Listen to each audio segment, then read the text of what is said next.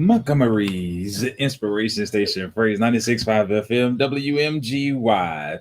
You're locked in with yours truly, the Crown Prince, Pastor Trey. And your boy, Pastor Lee B. It's time for Straight Church. No chaser. Where we keep things real, relevant, and righteous. So before we dive into our conversation today, how has your week been thus far? Bro's been pretty good. Just the opportunity to be alive is always a blessing, man. Absolutely. And somebody told me that Alabama A&M University's homecoming is this weekend.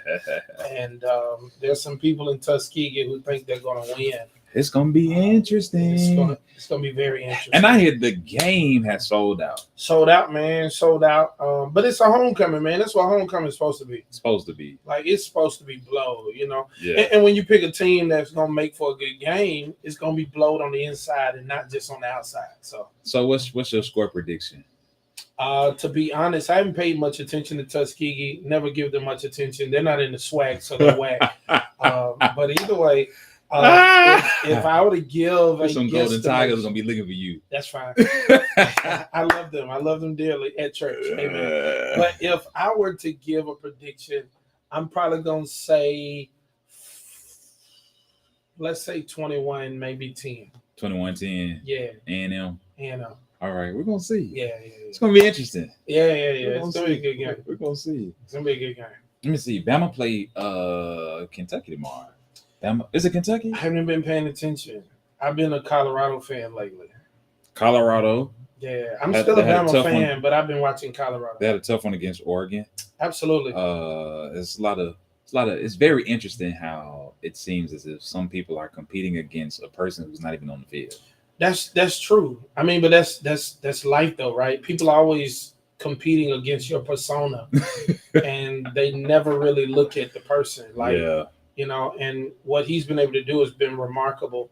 I stated it before the season even started, man. This is his first year there. Yeah. People expect so much of him in the first year that they never expect of anybody else in the first year. And he clearly will say, hey, we're starting from scratch. Yeah. He clearly said, hey, we're about 6-7 dogs away from being what we need to be. And when they started the season, I said, hey, man, everything's kind of laying on one person, two people, Shador and Travis out there, and of course Sanders is a cornerback as well. Shallow, but ultimately it's on these three guys, and we're hoping that other guys show up and step up. Yeah, and I predicted that they lose at least 3 or 4 games. I said, but if Travis Hunter gets injured, I'm predicting a 4 to 5 game potential loss. Got you. So we'll see. But Deion was aware of his team's strengths and weaknesses going into the season. Absolutely. I mean, but they've already won more this year than they lost last year. Nah, this is the game. You never put a game together or a schedule for you to just play with people on your level. Yeah. You're supposed to play people above your level. That gives you the ability to know where your team really is. Absolutely. And it aids you in the next game. One game doesn't throw away the season. Absolutely. If anybody's been a testament of that, it's been Alabama. Yeah. Consistently.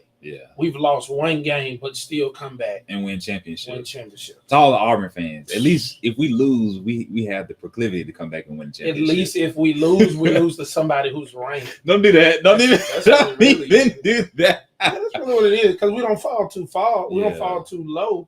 Because it's somebody who was ranked. It wasn't an upset. Yeah. So Bama plays Mississippi State tomorrow. Yeah. And then Auburn has Georgia tomorrow. Well, Auburn with the loss, Bama with the win, Mississippi State, A&M for the win, and ASU has a game tomorrow as well. Yeah. Who's ASU playing? I forget. Let me see real quick. I think they're playing. They got Alcorn State. They play Alcorn State, and I don't know how Alcorn's been playing, but the way ASU lost to Miles, man. I'm hoping that the Lord gives. So Alcorn is 1-3. State is 1-2. Yeah, this is State lost to FAMU, didn't they? Yeah. Yeah, and then the stuff happened on the field. The incident with the player. Yeah. Striking the security guard. 5 fingers to the face. That's I heard he got kicked off the team. I heard there's some more issues going on there. Yeah. There's some more issues going. Very interesting. I don't know. I hope it wasn't because of the loss. I'd hope and pray that although there should not have been any attack on anybody else. Yeah. I hope that there was something more provocative to deal with it versus just we're losing and I'm mad. And then you strike somebody. Yeah, that's kind of that's bad for business. Yeah, but how's your week? Week's been good. Can't complain. Ain't no need to complain, bro. Can't complain. Absolutely. Been good. Absolutely. God's gonna restore you. Absolutely. Yeah. So that we can ascend. Yes, sir. I love it. And every now and again you have to be stretched. I love it. Yes, sir. Shout out to the fam on Facebook with us. They riding with us. Frankie Smith, good afternoon. Patricia McGee, good afternoon. Andrea Hill Spriggs, happy Friday to you. Yeah. Erica LaShawn Thompson, good afternoon. What's up, homie? Dennis Deloach said, glad to be in the service one more time. Man, glad to be in the service, dog, with you. Man, shout out to A&M. That's why I met Dennis Deloach. My little sister's on here. What up, little sis? A&M, go Bulldogs. And Sister Elizabeth Williams is on here. Good afternoon to you as well. She said nice shirts. Yeah. I'm a general. I pulled out my Lee Day shirt. I didn't go to Lee Day. Found myself real busy getting ready to preach. But shout out to Lee High School, man. They had a wonderful Lee Day from what I saw. Yeah, so Carver and Percy Julian, formerly known as Lee, supposed to be playing tonight. Man. I think Lee is a force to be reckoned with right now. Percy Julian, excuse me. Are they still wearing? Did they get the new jerseys yet? Hey man, I don't know. I haven't been to a game. I was driving by yesterday and I saw some Lee. It looked like some Lee stuff. Okay, but I'm not sure. Now I did see the name on the signage. Gotcha. Yeah, I did. I saw that. Slow moves, man, but they're gonna have a whole new school in a little while. It's gonna be good. Yeah, it's gonna be major. It's gonna be some big money being spent. but we are excited though for them. I think their season is going fairly well, and it's good to see that school on top, man. Yeah, it's good to see that school on top. I drove by JD yesterday too. And was able to see the three names on the side, which was interesting, and it brought it into perspective. And I thought I'd remember them, and then they're gone already. Really? Yeah, my mind is bad, bro. Johnson, Abernathy, and Greats. Is it Greats? Greats. After the family, and the minister and his beautiful wife. I'm just gonna call it Jag because that makes it easy for me. Jag. Yeah. Good afternoon to you as well, Reverend Gilbert. So man, I hear he's been preaching up a storm lately. Doc, he's not right. He's not right. And you know what? That's one of the greatest blessings ever. There are many pastors who have been tirelessly preaching in pulpits because of the lack of associates who can carry the mantle, right? I enjoyed this past Sunday. I was able to be back in the pulpit, but the Sunday before.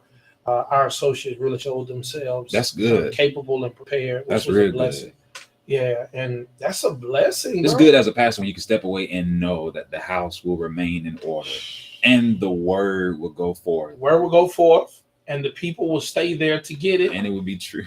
And they understand that it's not just what comes out of one person. It's not a good feeling when you know that if you leave as a pastor, the church is gonna be half empty. And what it does is it creates this Superman type syndrome within the leader that he has to be there for things to go right. Yeah.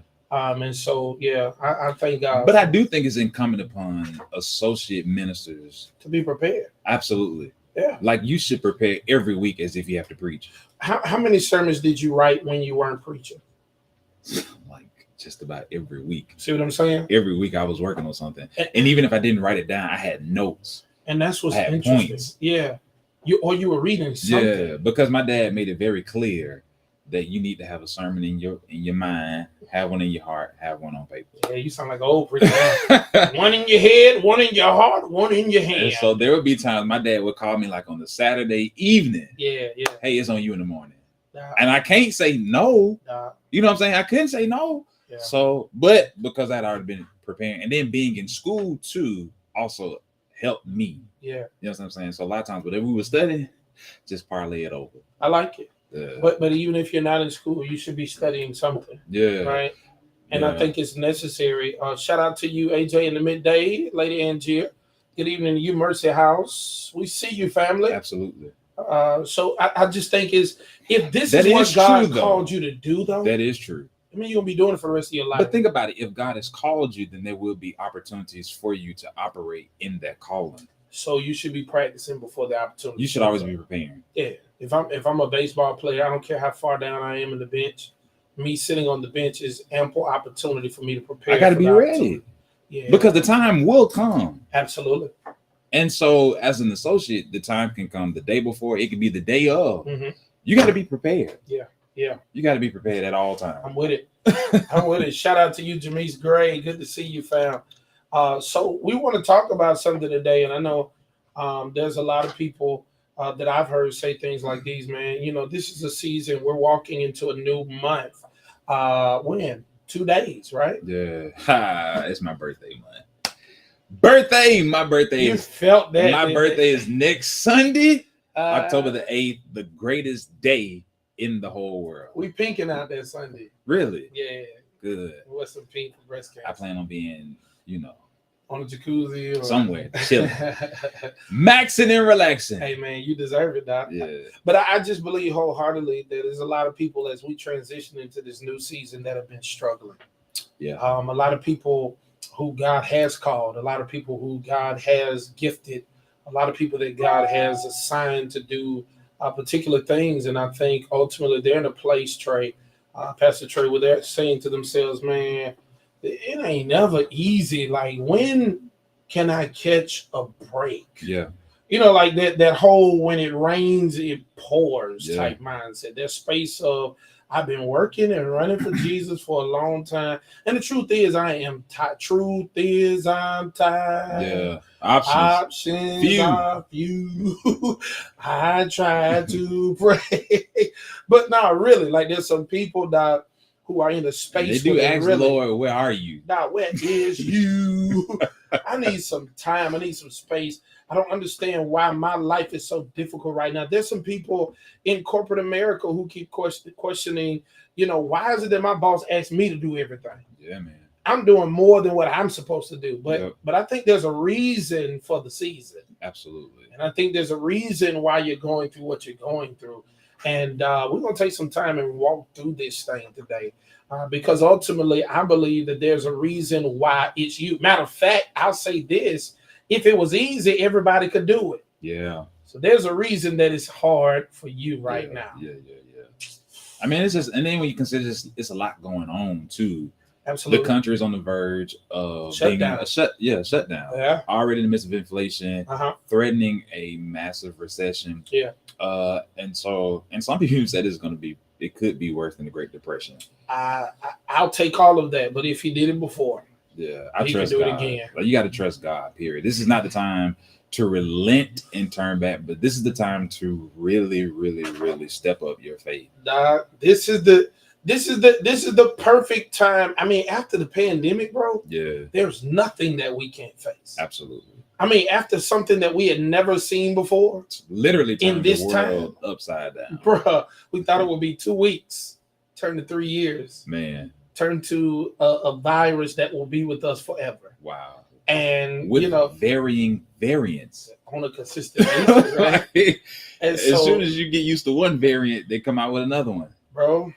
You say they come out, they show up out of nowhere. So we don't know why they. That's what I'm saying. It's like, okay. Oh, another one. This is B6293. Wait a minute, what happened to C245? Right. We just gonna skip 2 and run. We just all right.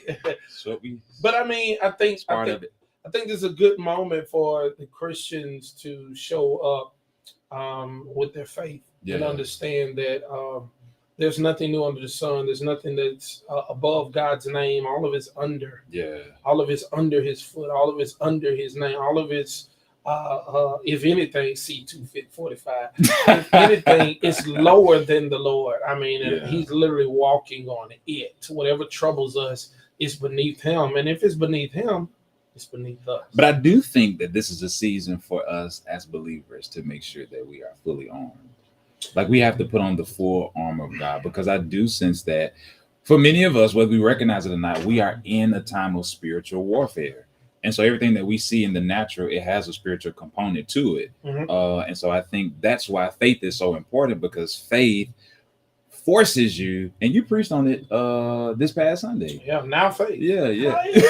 The substance. Yes, sir. But faith is something that's going to push you to rely on your spiritual connection to and with God. And so the only way that you're going to be able to survive in this is you have to stay connected to God. Absolutely. I like it. That's good conversation. And we have to understand that spiritual warfare comes to those who are anointed. Hey, don't do that. No. It's good. It's necessary because it ties back in for our people who are dealing with the reality that this season has been hard and difficult. Mm-hmm. If this season has been hard for you, this season been difficult for you, it's because you're going through some manner, some degree of spiritual warfare, and that's what will come to those who are anointed. Yeah. The devil ain't over. He's not tripping over folk who are gifted. Mm-hmm. He's not tripping over folk who know how to do what they do. They got intelligence. No, the devil he desires to stop the people who are anointed. Absolutely. People who have the ability to break the yoke, mm-hmm. right? Mm-hmm. And it's necessary for us to understand that because the truth is, it might not be easy to you. This season might have been rough, but what's rough for you ain't rough for some other folk. That's true. It's a whole nother degree. Yeah. Right? What's rough for some folk ain't rough for you. It's a whole nother degree. Yeah. And so I don't know how much time we got. How much time we got, Trey? We got about 2 more minutes. 2 more minutes. Yeah. So as we talk about this, we really just want you to understand that you were chosen to go through what you've been going through. Absolutely. There's nothing that you've gone through that God has not permitted for you. And God will permit things for the sake of your development. His permissive will. Not your delight, but for your development. And what does that mean? That means that what you're dealing with now is not for your now, it's for your next. Yeah. What you're dealing with now is not just about you, it's for the folk you're going to help in your next. Yeah. And so it's imperative for us to understand, I don't care how hard it is, be not dismayed. Mm-hmm. Mm-hmm. Mm-hmm. Mm-hmm. Whatever you betide, God will take care of you. I know it's difficult, man, while you're in the midst of it. But when you understand that you're in God's hands, you know you're safe from all harm. And when you know that God is in it with you. Absolutely. Because I think a lot of times we pray and ask God to take us out of stuff or deliver us from things, but not really appreciating the fact that we serve the type of God that won't always take you out of something, but he'll step in it with you, get in it, and help you walk through it so that you can endure it. Yes, sir. But that's the only way like your faith grows. Absolutely. It's through the time of testing, through the times of trial. James says, count it all joy. King James, when you fall into diverse temptations. ESV. Knowing. Yes, come on. Come on. New Living, all kinds of trouble. Come on, help. So trouble, trials, tribulations come for a purpose. Absolutely. For a reason. Yeah, you're being attacked for a reason. Absolutely. You're going through this for a reason. And it couldn't have been last year. It couldn't have been last month. It couldn't have been last week. It had to happen to you this week. It had to happen to you today. Yes, sir. Because there is a specific purpose that God has for you and for it through this. So Dennis know how I am. I'm about to get that. and the whole purpose, the whole reason is because you were chosen. Yeah. Yeah. You were chosen. Yeah.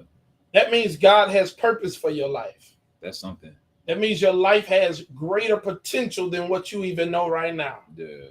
That means that you will persevere simply because you were chosen. Yeah. Some went, but some were sent. God sent you through what you went through for a reason. Hey, how can you tell the difference between those? Well, how can you identify those that just went? The inability to persevere through the struggle. They just quit. Absolutely. Those who just decide to go can just decide to stop. Right? But when you got folk who have been assigned to something, you can't let it go. Even when you want to quit. Nah. It's like even when you release the grip, your hands are still on it. Right. You just well, let's be honest. I'm trying to get away, but it won't let me go. It reminds me of have you ever seen The Godfather? Nah. You never seen The Godfather? Nah. Well, there's some people out there who've seen The Godfather. I saw. And there's a line in The Godfather where Al Pacino says, "Every time I think I'm out, they pull me back in." Yep. And it gives you that feeling of when you think you're done, when you think, okay, now I can relax, now I can let go. now I can retire, so to speak. Yeah. Something else just pulls you back in. Every time I try to leave, something keep pulling me back. Okay, it's time for us to telling me I need you in my life. But before we do that, we do want to take this opportunity to shout out one of our sponsors, the Wellness Coalition. Shouts out to the Wellness Coalition. Shout out, family. Listen, get a flu shot, not the flu. Go get your flu shot. Protecting yourself from the flu could save you from the complications leading to hospitalizations. Free flu shots are available, and now is the time to protect yourself and your loved ones by getting vaccinated. Visit thewellnesscoalition.org/flu or call 334-293-6502. That's 293-6502 to find out where to get your free flu shot today. Do not let the flu get you. Don't let the flu get to you. Our sponsors, the Wellness Coalition. They slick right now. That was good. Do not let the flu get to you. Oh yeah. Yeah, man. But when we get back, we're gonna talk about this because you've been chosen, and we want to tell you why you've been chosen. Yeah, man. And how you gonna get through this. Yeah. It's been good. Yeah. Listen, y'all keep it locked. We'll be back after these commercial breaks. This is Dr. Joe Payne, and I encourage you to make sure to tune in to Straight Church No Jason. What up, family? How y'all doing? I experienced a temperature and a fever. Dennis, are you going to homecoming? So I lost. Sister Wanda, how you doing? Sister Patricia, how you doing? Not for your now, but for your next. Don't shout me. Oh, Lord. God has considered you. Yeah. Sister Sherry. My back, my neck, shoulder, and arm, and hinder me from doing my daily activities. Nay, what up, sis? It's been a good long Friday. But God's been good. How's your day been? How's your day been? Pretty good. How about you? All is well, Sister Patricia. No complaints. I'm actually excited. Dennis said, "No, I'm gonna let everybody else who is there have my space." Bro, I'm heading up, man. I definitely want to enjoy some of the fam. It's been a while since I've been up. Everybody named Mama done went home. Absolutely, it's a real homecoming, huh? It's a real homecoming. On the State Board of Education for 19 years and would often tell her daughter that there's nothing wrong with the dream, but it's time to wake up and take action. District 4, take action, October 3rd. Hey, family, I want you to do me a favor. I need y'all to subscribe to our YouTube link. Hey, family, this is Pastor Libby Walker Jr., your station manager. If you're on your cell phone, if you're on your computer, I want you to subscribe to our YouTube link so you can see what's going on. You can watch old shows. You can rewind it back when you need some good tips and tidbits. I believe it's the best way for you to get what you really, really, really, really need. All right. Let me get that about there. Let me find it. There you go. All right. We also want to invite you. What's up? Mama Wanda, how you doing? To God be the glory. I'm doing good today. Awesome.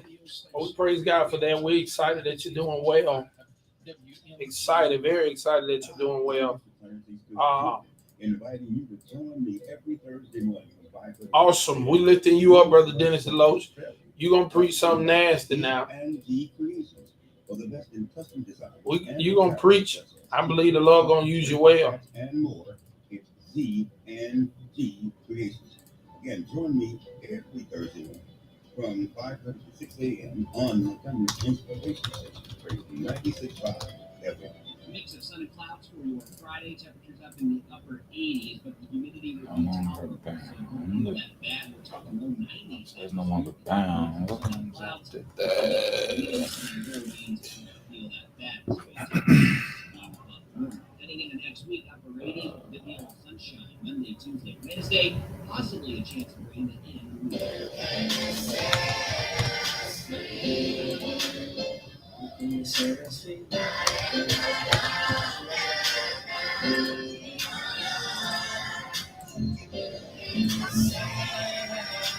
I'm bad. I don't went mute.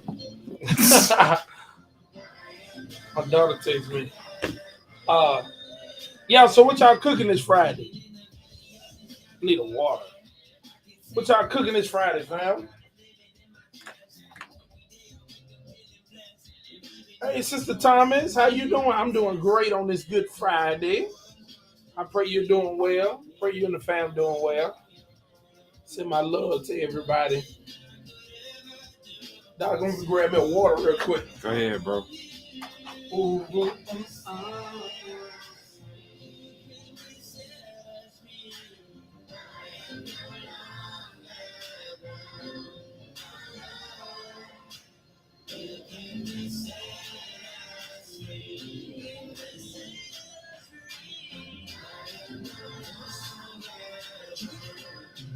Oh yeah, got my snack.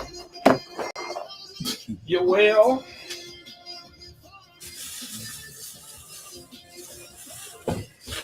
What y'all know about the? What y'all know about that crunch and munch?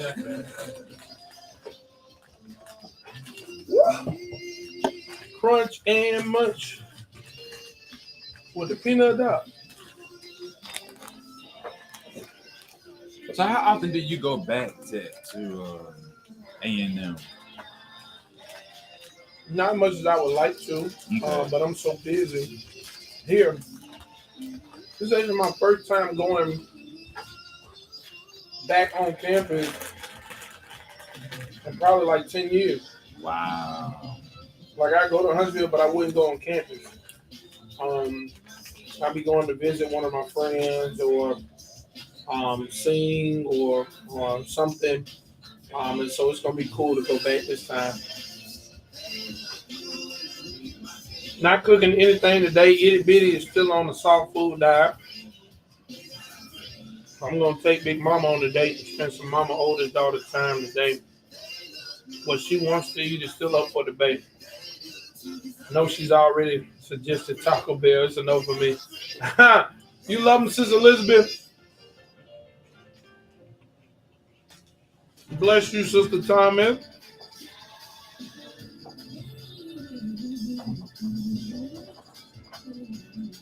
So, fam, how has your week been?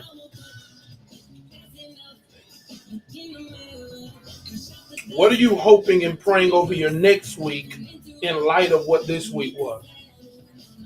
I always pray for one thing, well, two things, and honestly. I pray for my week to be smooth and productive. Every week, I want it to be smooth and productive. What are you praying for your next week after you dealt with or you handled or managed well what you dealt with this week?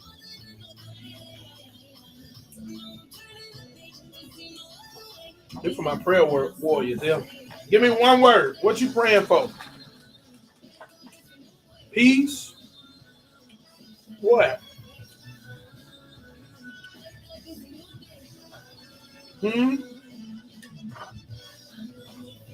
Now, please be reminded, we're walking into October, which also means the Alabama National Fair is coming. October the 10th, we need you to be there. We need you to come to the stage with Pastor Trey and Pastor Lee B. Straight Church No Chaser. It's going to be on the stage at the fair at 7 o'clock p.m. October the 10th, okay? October the 10th, Alabama National Fair. On the stage at 7 p.m. We need y'all in the place. We're going to have some fun. We're going to have some fun. It'll be dope. Retirement. I like it. You're praying for retirement. You're praying for emotional control. I like it. You're praying for peace. That's good. All of us have those moments, and what work and or co-workers can cause us to get in our feelings. Family, friends. Mm-hmm.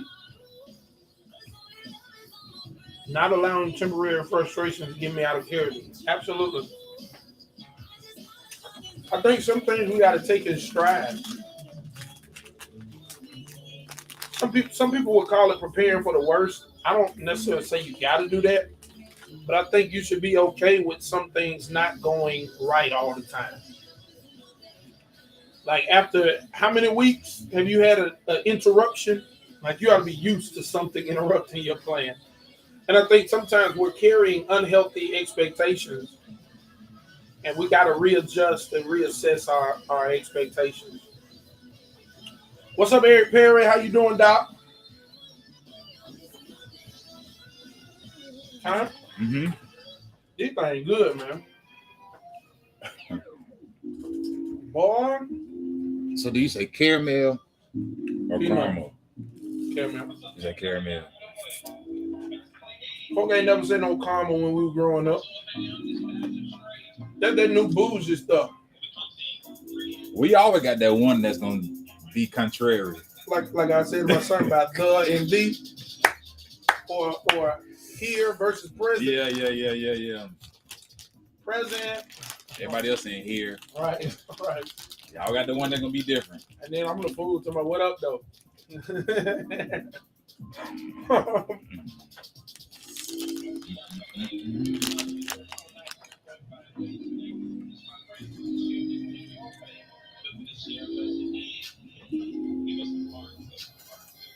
So a few days ago on the webpage, we put what's your favorite church candy? Well, about a week ago. What is your favorite church candy?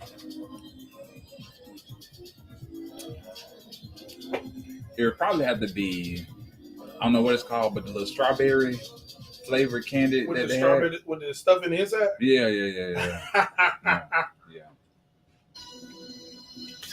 Do you remember Mother Robinson? Yep. Hello.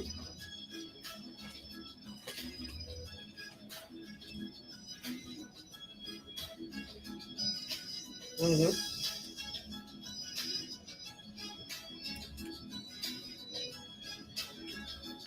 Yeah, because I'm on the radio. Yeah, well, I'm still on Facebook Live right now. What are you on the Android or iPhone? I'll send you the link. All right, bro.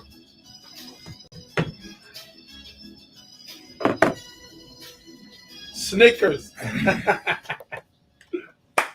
Montgomery's Inspiration Station, Praise 96.5 FM, WMGY. It's 3:36 right here in the capital city. You're hanging with yours through the Crown Prince, Pastor Trey. And your boy, Pastor Levy. This is Straight Church.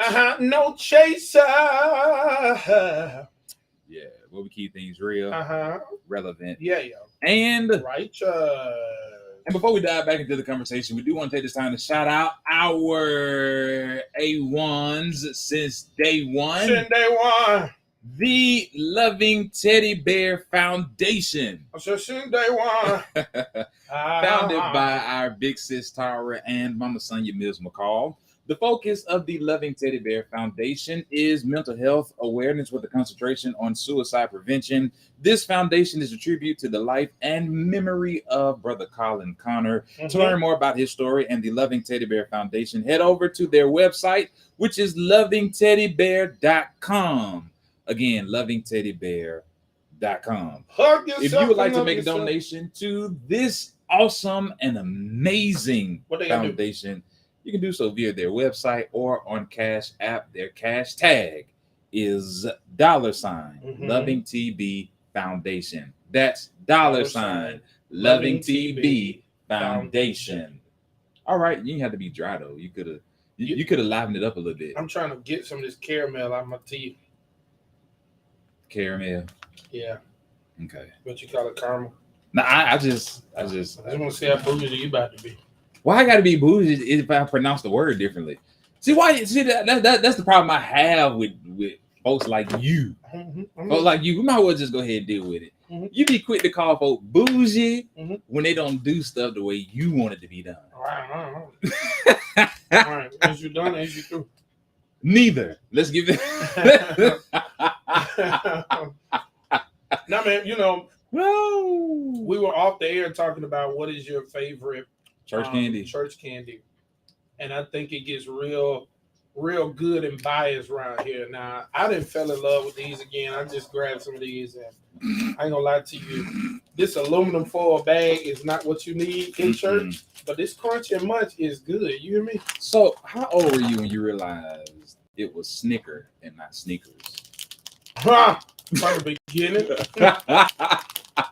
I mean, it was an I. It wasn't an EA. Man, somebody just told me they recently just found out it was Sneaker. It was Snicker and not Sneakers. So they never looked at the package. I guess not. That mean other folk always gave them a piece. No, that mean they never bought them.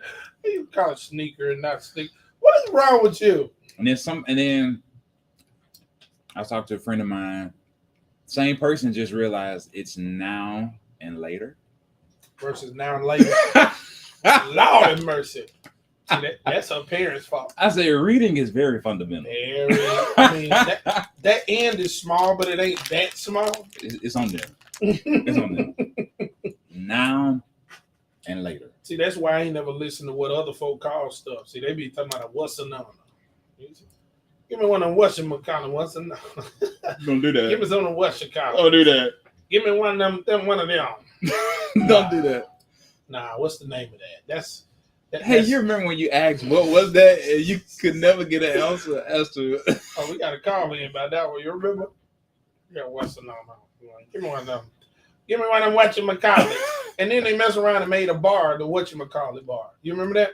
Wow. It had the like Snickers stuff at the bottom and the pretzels on the top. Wow. It was actually pretty good too. Wow. I like some candy. But church candy get real. Did you ever see that video of the guy who was straight up eating Dorito Lays in the church? No. Sitting in the pulpit over there with the preachers, just eating the chips. What? And the Lord. Oh yeah, he was. And the Lord said. He would have got dismissed at Restoration. You gotta get on up out of there with that. Doc, they said Jolly Ranchers. Okay. All right. So look, let's get back on task. It's never easy. You're chosen. I think one of the things and one of the reasons you have to know why God chose you, and one of those reasons is because God knows your capacity. Like legitimately, God gave you experiences in life and put something on the inside of you that enables you to deal with even the pressure, the stress, the hard tasks that you've been dealing with in life. Mm-hmm. I mean, think about David, right? David was not picked initially. He was looked over, man. He wasn't the oldest. He wasn't the tallest. He was out in the sheep. He wasn't even invited to the party. Mm-hmm. His father left him out the mix. Even when called upon, said, oh, he out there tending to the sheep. Mm-hmm. As if he wasn't even an option. But David had something on the inside of him that made the oil flow. Wow. Why was it? Because we find, right, like a similarity in a king or a leader and a shepherd. Mm. And he was out there taking care of the sheep. But there's another one. You got Joshua. Joshua, who served well under Moses, and because he followed and served well, God had no issue with promoting him. Mm-hmm. So there's Trey, there's so many signs of it in the scripture. Yeah. That God has uniquely placed something inside of certain people mm-hmm. that he's chosen to do major things. Mm-hmm. Look at Moses. Yeah. Why did he choose Moses to go down there and say, let my people go? Mm. Moses grew up in that. Yeah. Moses had a relationship with the man who was holding him captive. Yeah.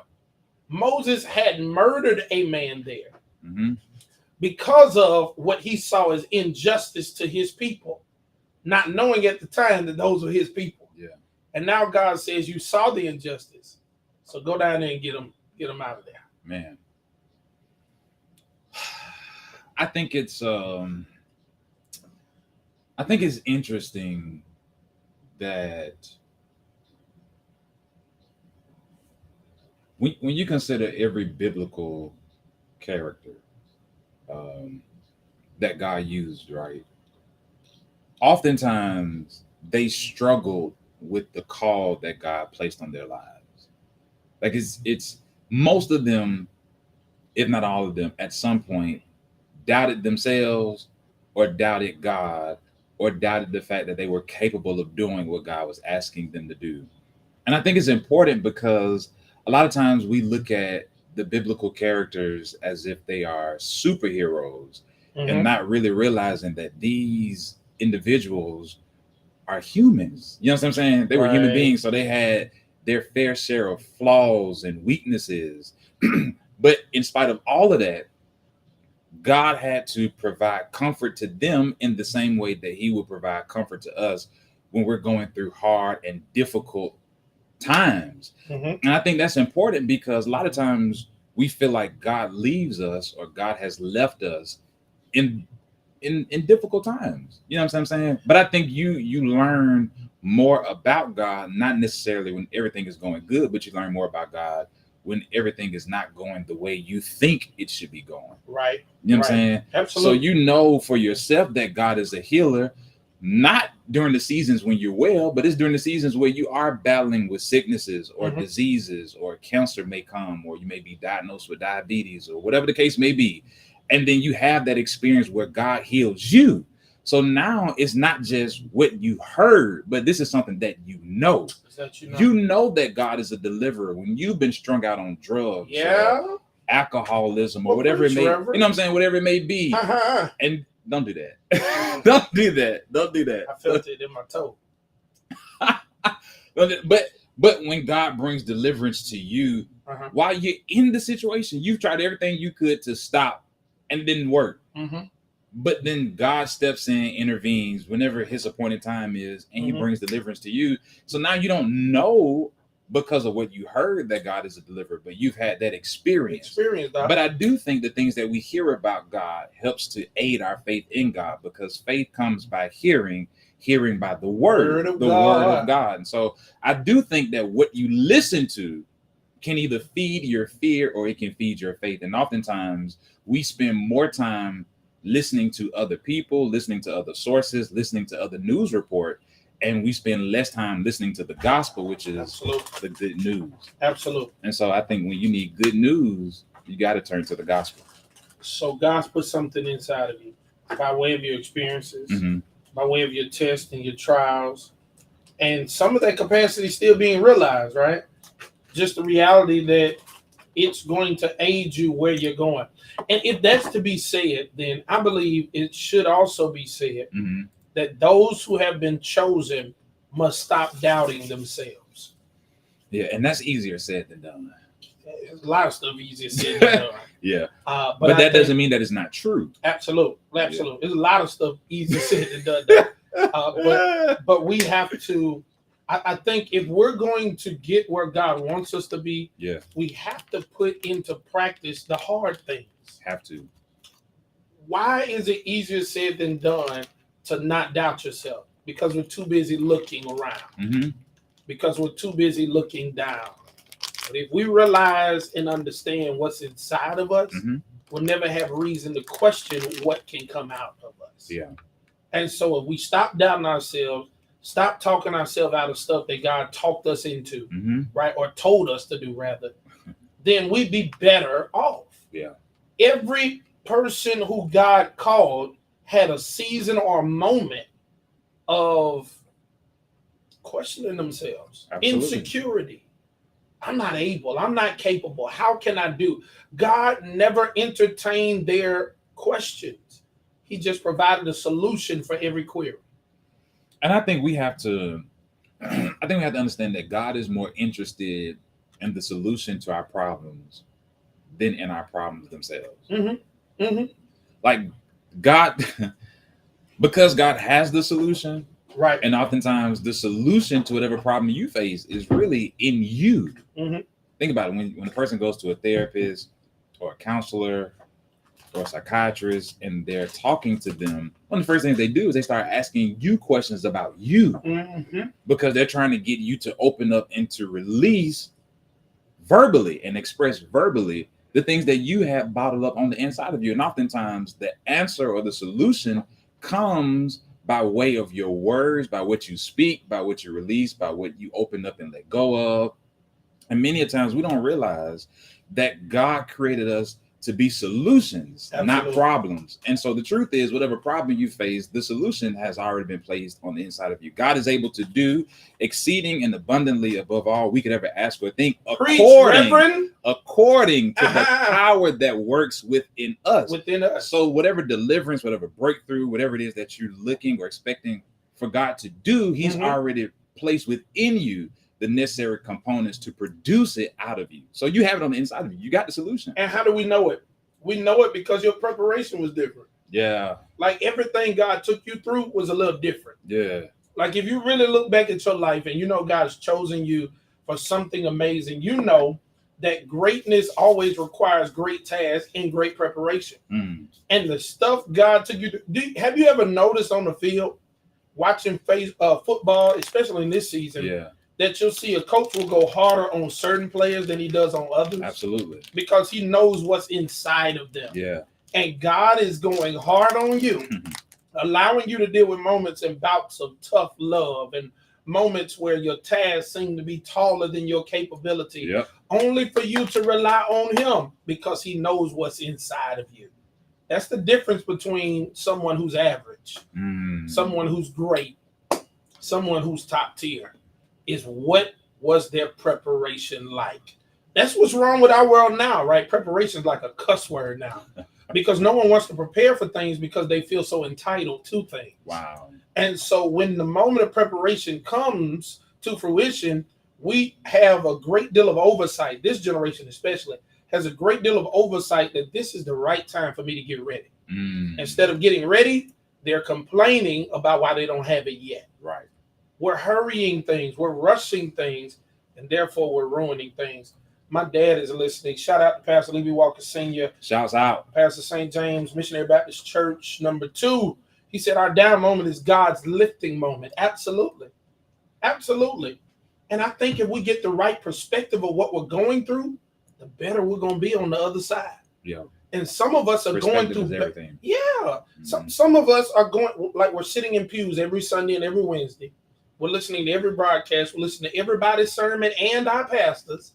But every bad circumstance makes us bitter versus making us better because we have the wrong perspective.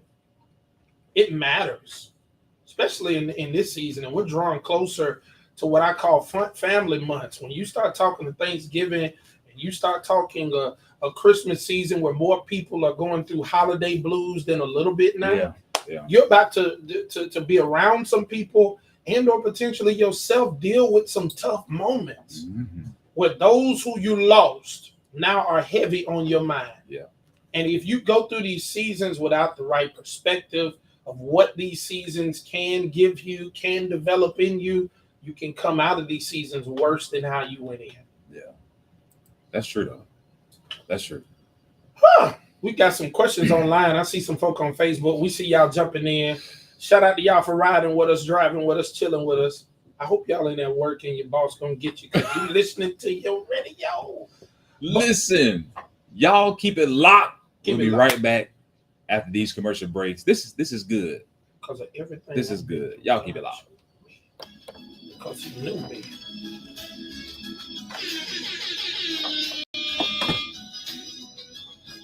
Yes, ma'am, Sister Elizabeth.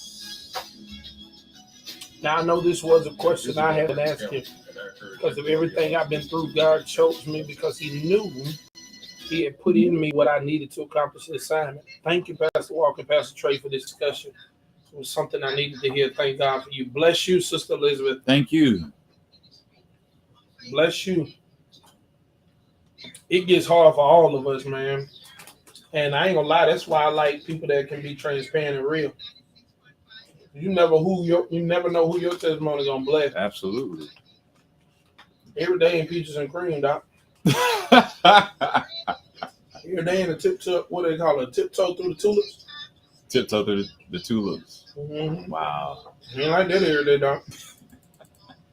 Sometimes you have some days, doc, that'll make you want to throw it all away.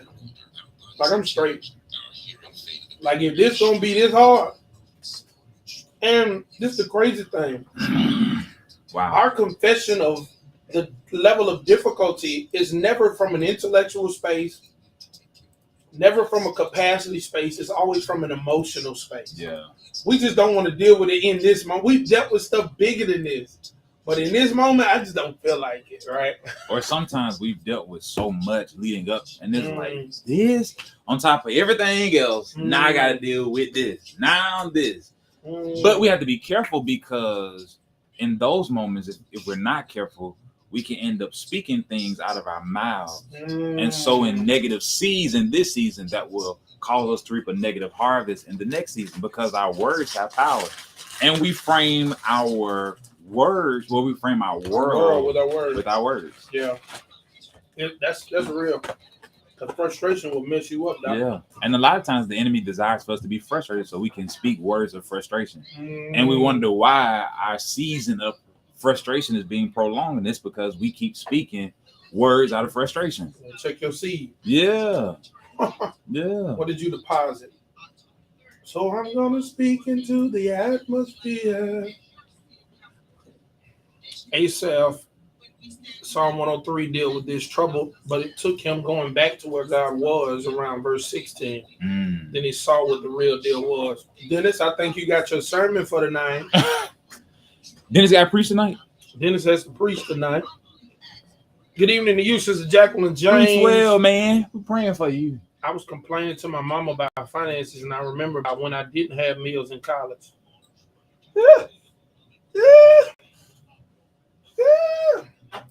I had money in college, but I would spend it frivolously on other things. And I think it's important for us to remember from where we came, from whence we've come. That's it right there. Because we trip over small stuff now. When it was bigger stuff before that, we weren't tripping over. Right. If God did it before, He can do it again. I rest on that. Church members teach you how to do that. Huh? Dang it,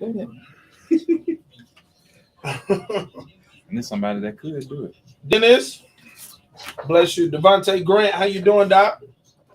Brenda Collins, power in what you speak. We have to speak ourselves or encourage ourselves. Got you. Yes, ma'am. Absolutely. Xavier, yes. It's there. It gets real, and it's necessary for us.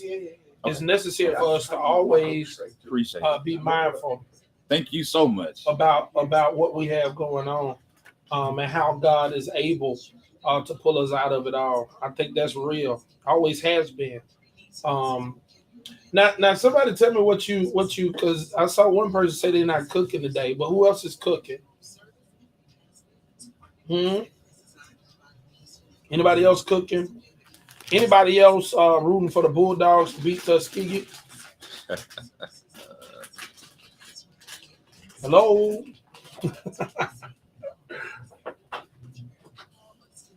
You know, Alabama A&M University is the largest HBCU in the state of Alabama.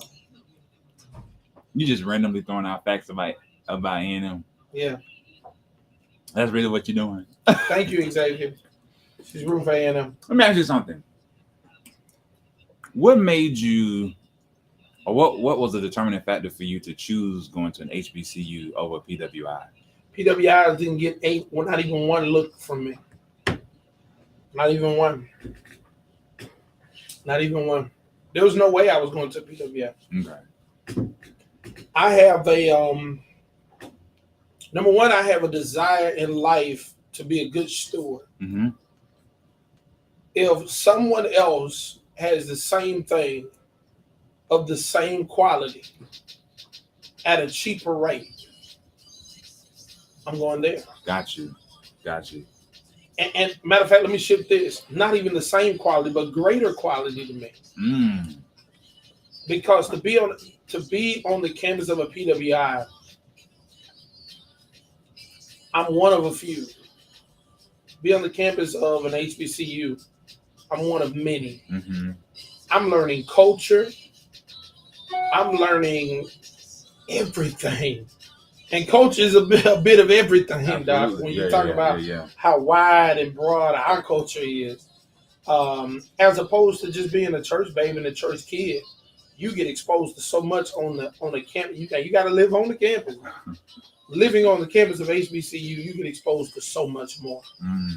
And so I always knew I was going to HBCU. I always wanted to be in the band. Absolutely loved ASU. Growing up, legitimately would be right. We'd always get tickets And when I was ended up sitting on the opposite side, so I sit there and film the band on my camcorder.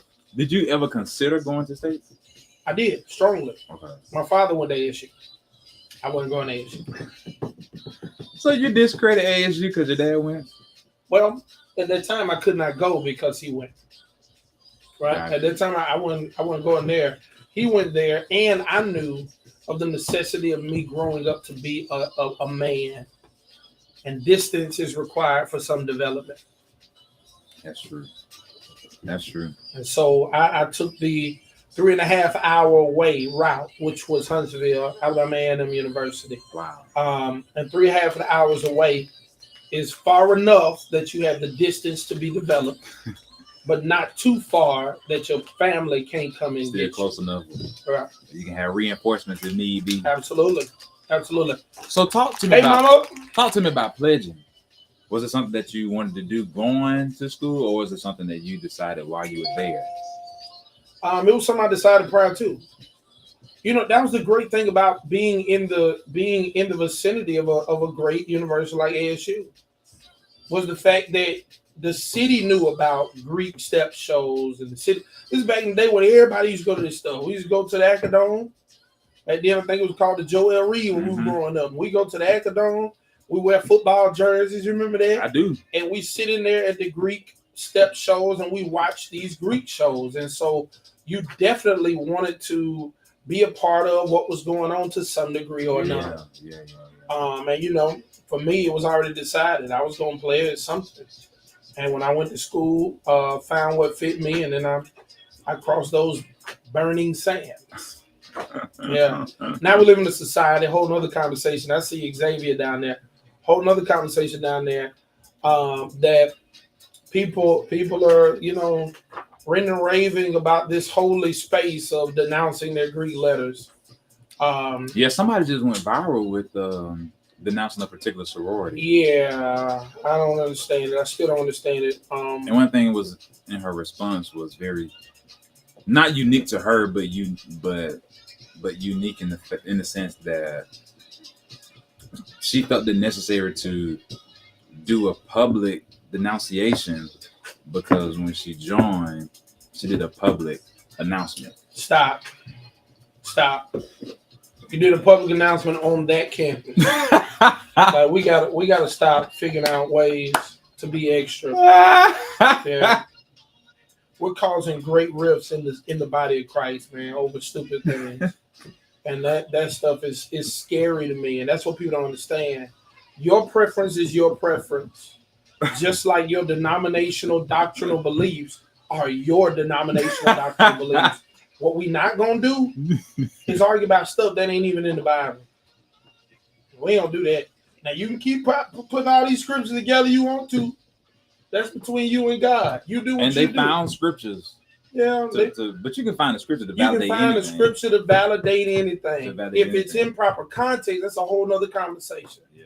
And so I really need people to grow up, because this mentality of I had to do it. No, you didn't. That's what somebody told you. But if that's what you want to do, then that's good for you. I'd also caution people to not berate people who make these decisions. Mm-hmm.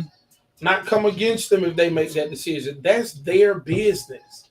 Only thing I wish everybody learn is keep your business to yourself. So as a pastor, how do you handle it when people feel like they've joined a Greek letter organization and they see other people denouncing it, and they're not really as strong in the word and their relationship with Christ? So they come to you and they don't know what to do. How do you handle it? How would you? I've talked to quite a few people who naturally were actually given this whole concept of it being a problem by somebody else. Mm-hmm. Somebody else said it was a problem. Mm-hmm. And my thing to them, oftentimes that's where it starts. Always somebody else. And my thing to them is, who convicts you, God or people? Right? Does the word convict you, or is it a person convicting you? I got problems with stuff like that. Don't impress your beliefs that aren't even written in scripture on other people. But as I told that person, if you feel that your allegiance to your said sorority or fraternity has taken precedence over God, there's a decision you can make that really ain't got nothing to do with you, quote unquote, denouncing.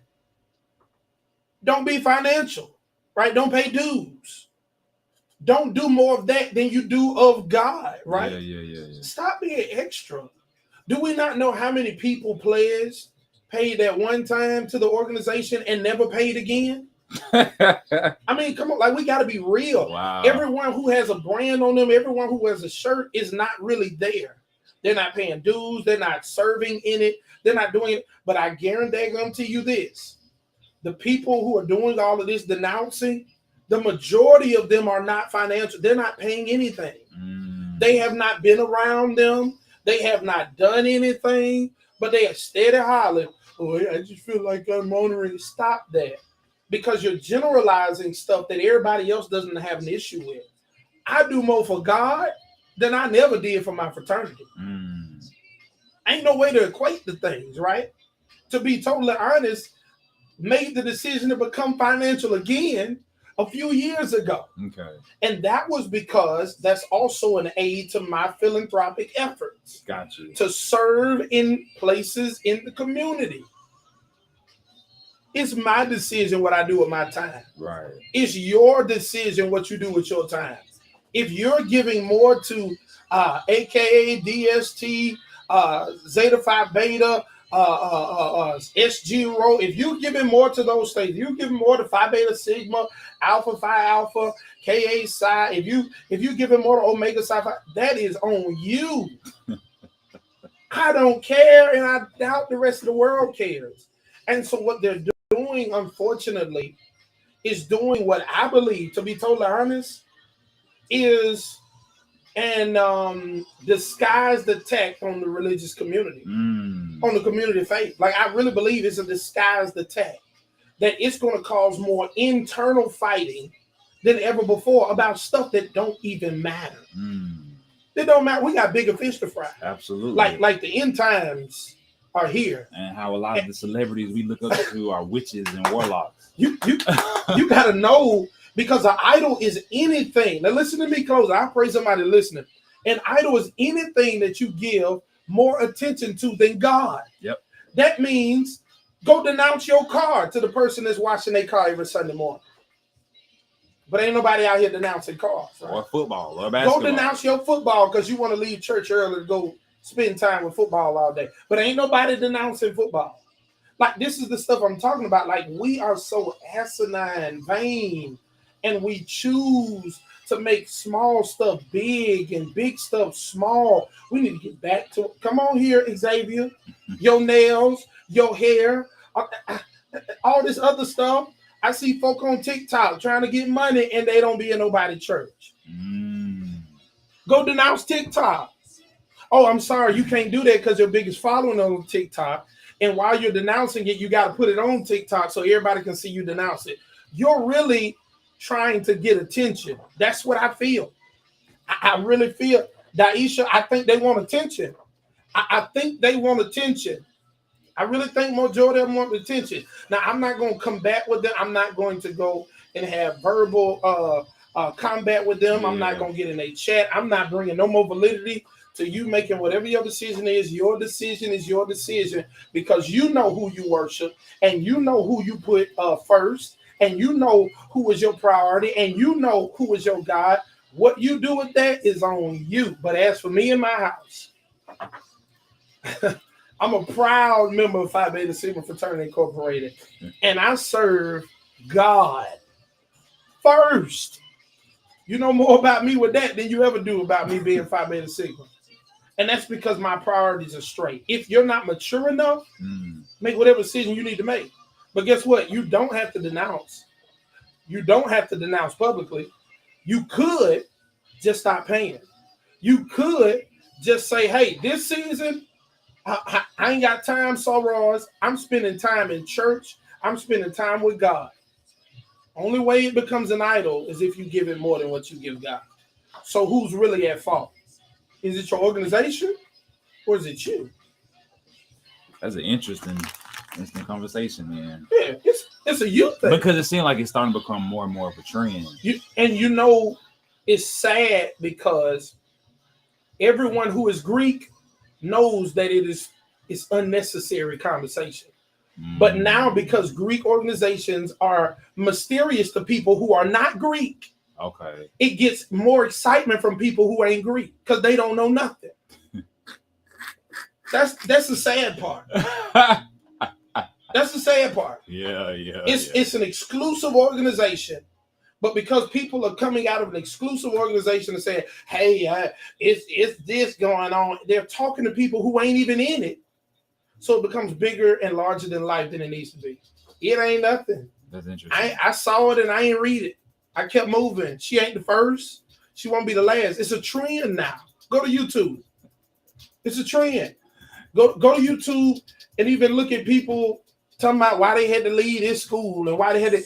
It's a trend. People feel that everyone needs to know how they felt about why they didn't want to be somewhere. Get out of here. Live your life. Manage yourself without the public's eye. Stop doing everything for attention. Yeah. I mean, it's bad, bro. I swear. You get on Facebook, you put why I left or why I denounced. It's tons of videos. It ain't even just Divine Nine. It's other organizations. It's other things. Next thing you know, this generation get a hold. They be on why I left the Chamber of Commerce. They just gotta have something to say. I'm on my soapbox. Montgomery's Inspiration Station, Praise 96.5 FM WMGY. We're now 10 minutes past the 4 o'clock hour. It's 4:10 here in the capital city. You're hanging with yours through the Crown Prince, Pastor Trey. And your boy, leave me here. Listen, this is Straight Church. No chaser. Where we keep things real, relevant, and righteous. You had to put that's your Barry White voices on. Hey, Doc, I just do what I do when I do what I do. That sounds a little devilish, dude. Doc, I'm just saying some you know, Halloween. Stood on the banks. Oh, James Cleveland. I stood on the banks of the river. It's not where you get rebuked. What I do wrong? Nah, man, but so we were conversing on this. You got an ad? You got a promotion? I mean, yeah, it's let's go with it. It's from one of our sponsors, the Wellness Coalition. Major shouts out to them. Want to remind you again, just in case you don't know or missed the first segment, hey, get a flu shot. Protecting yourself from the flu could save you from the complications leading to hospitalizations. Get a flu shot, not the flu. Free flu shots are available, and now is the time to protect yourself and your loved ones by getting vaccinated. Visit thewellnesscoalition.org/flu or call 334-293-6502 or 334-293-6502 to find out where to get your free flu shot today. Do not let the flu get in you. Get in you. Hey, look, family, we also want to tell you about what we're doing for the month of October. Yes. In case you did not know, I don't have the line book, but in case you did not know, October is Pastor's Appreciation Month. Now we know your pastor already had a pastor appreciation, but this is set aside this entire month celebrating to give God praise for your pastor. Yeah. Man, this is a good month for you to give him a thank you card. Absolutely. But what are we doing, Trey? So listen, Praise 96.5 salutes our shepherds in observance of Pastor Appreciation Month. Please submit your pastor's name and church on our website. Pause parenthetically right there. So when you go to the website, can I give the no chaser version? Go ahead. When you go to the website, it's on the front page. We want you to submit your pastor's name. Now listen, one submission is enough. One submission is enough. So submit your pastor's name. Voting has not started yet. Okay. Voting is going to start this Sunday at 9 a.m. Okay. And it's going to end when, Trey? So it ends on Monday, October 23rd at 9 a.m. And you was like somebody in the class where the teacher just randomly called you and you like, so page number 9, paragraph 3. And we went. Yeah, to get there real quick. Like, that's my name. Okay. So we start this Sunday, right? Yeah. Is it this Sunday? No. It's the 6th. It's the 6th of October. Yeah. So it starts Help October me. 6th at 9 p.m. Okay, next Friday. Yeah. So listen, the top 5 men and women pastors will receive a gift courtesy of our sponsors. Help us. Yeah. The only true part about it Uh-huh. is that Restoration cannot vote for me. Yeah, I heard that. That's good. That's good. That means other pastors stand a chance because they can't vote for me either. Yeah. New Home can't vote for You me. didn't have to say it like that. No, I meant to say No. New Home can't vote. You know, it didn't come out the right way. Well, no. I'm saying No. With the two of us out, and then Bishop Stewart being out, Yeah, can't vote for him either. and Pastor Fred Gray being out. Yeah, can't vote for him either. You know, because we naturally have listeners on the radio station. Yeah. So for people not being able to vote for us, And we don't want nobody to think we doing any funny business. Yeah, we can't with do the that. Italian. we're gonna do this the right way. So we need you to go to the website. If you did not nominate your pastor, you need to go nominate a pastor quickly. Men and women. Y'all heard me again. Men and women. We're gonna give out some gifts. We want to definitely thank God for them, for all that they've been submitted to concerning the works of God. Now, check this out. We were talking about how you've been chosen. Greatness requires great tasks being done. It is never easy is the title of our conversation. Yeah. And we talked about how you got to stop doubting yourself. You need to talk yourself into more things than you talk yourself out of in this next season. Absolutely. We talked about how you have been chosen because you have the right capacity and because your preparation was different. But I want to tell you all this. God also chose you simply because you can handle the pressure. Yeah. You can handle the pressure. I had an older cousin who'd always say it like this. Pressure does two things. It either busts a pipe or produce a diamond. Which one is it going to be? Yeah. If you know how to handle the pressure and handle the stress test in life, that means literally that you can handle the challenges, you can handle the pressure, you can handle all that comes with it, the trials, the tests, the tribulations.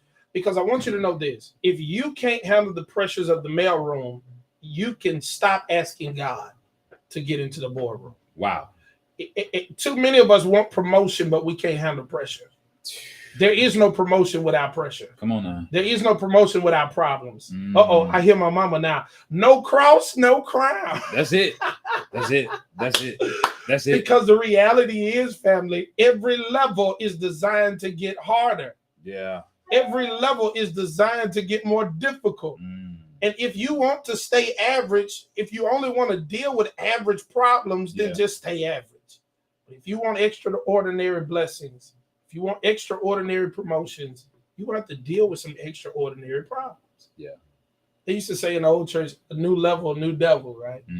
And I think one thing we both can concur with is the reality that it was easy to hit a home run when you was an associate minister.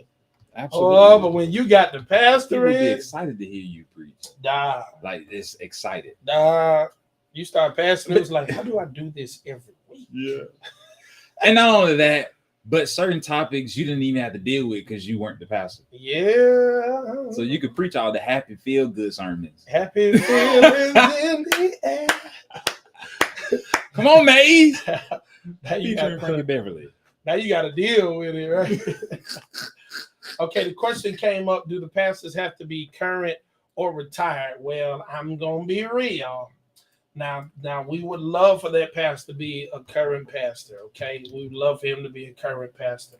But we will give maybe an honorable mention for a retired pastor. If that pastor is being a blessing to you, just shout him out. We're going to see what the votes do. We're going to see what the votes do. And just in case you just turn your radio on, let's just go ahead and let you know again.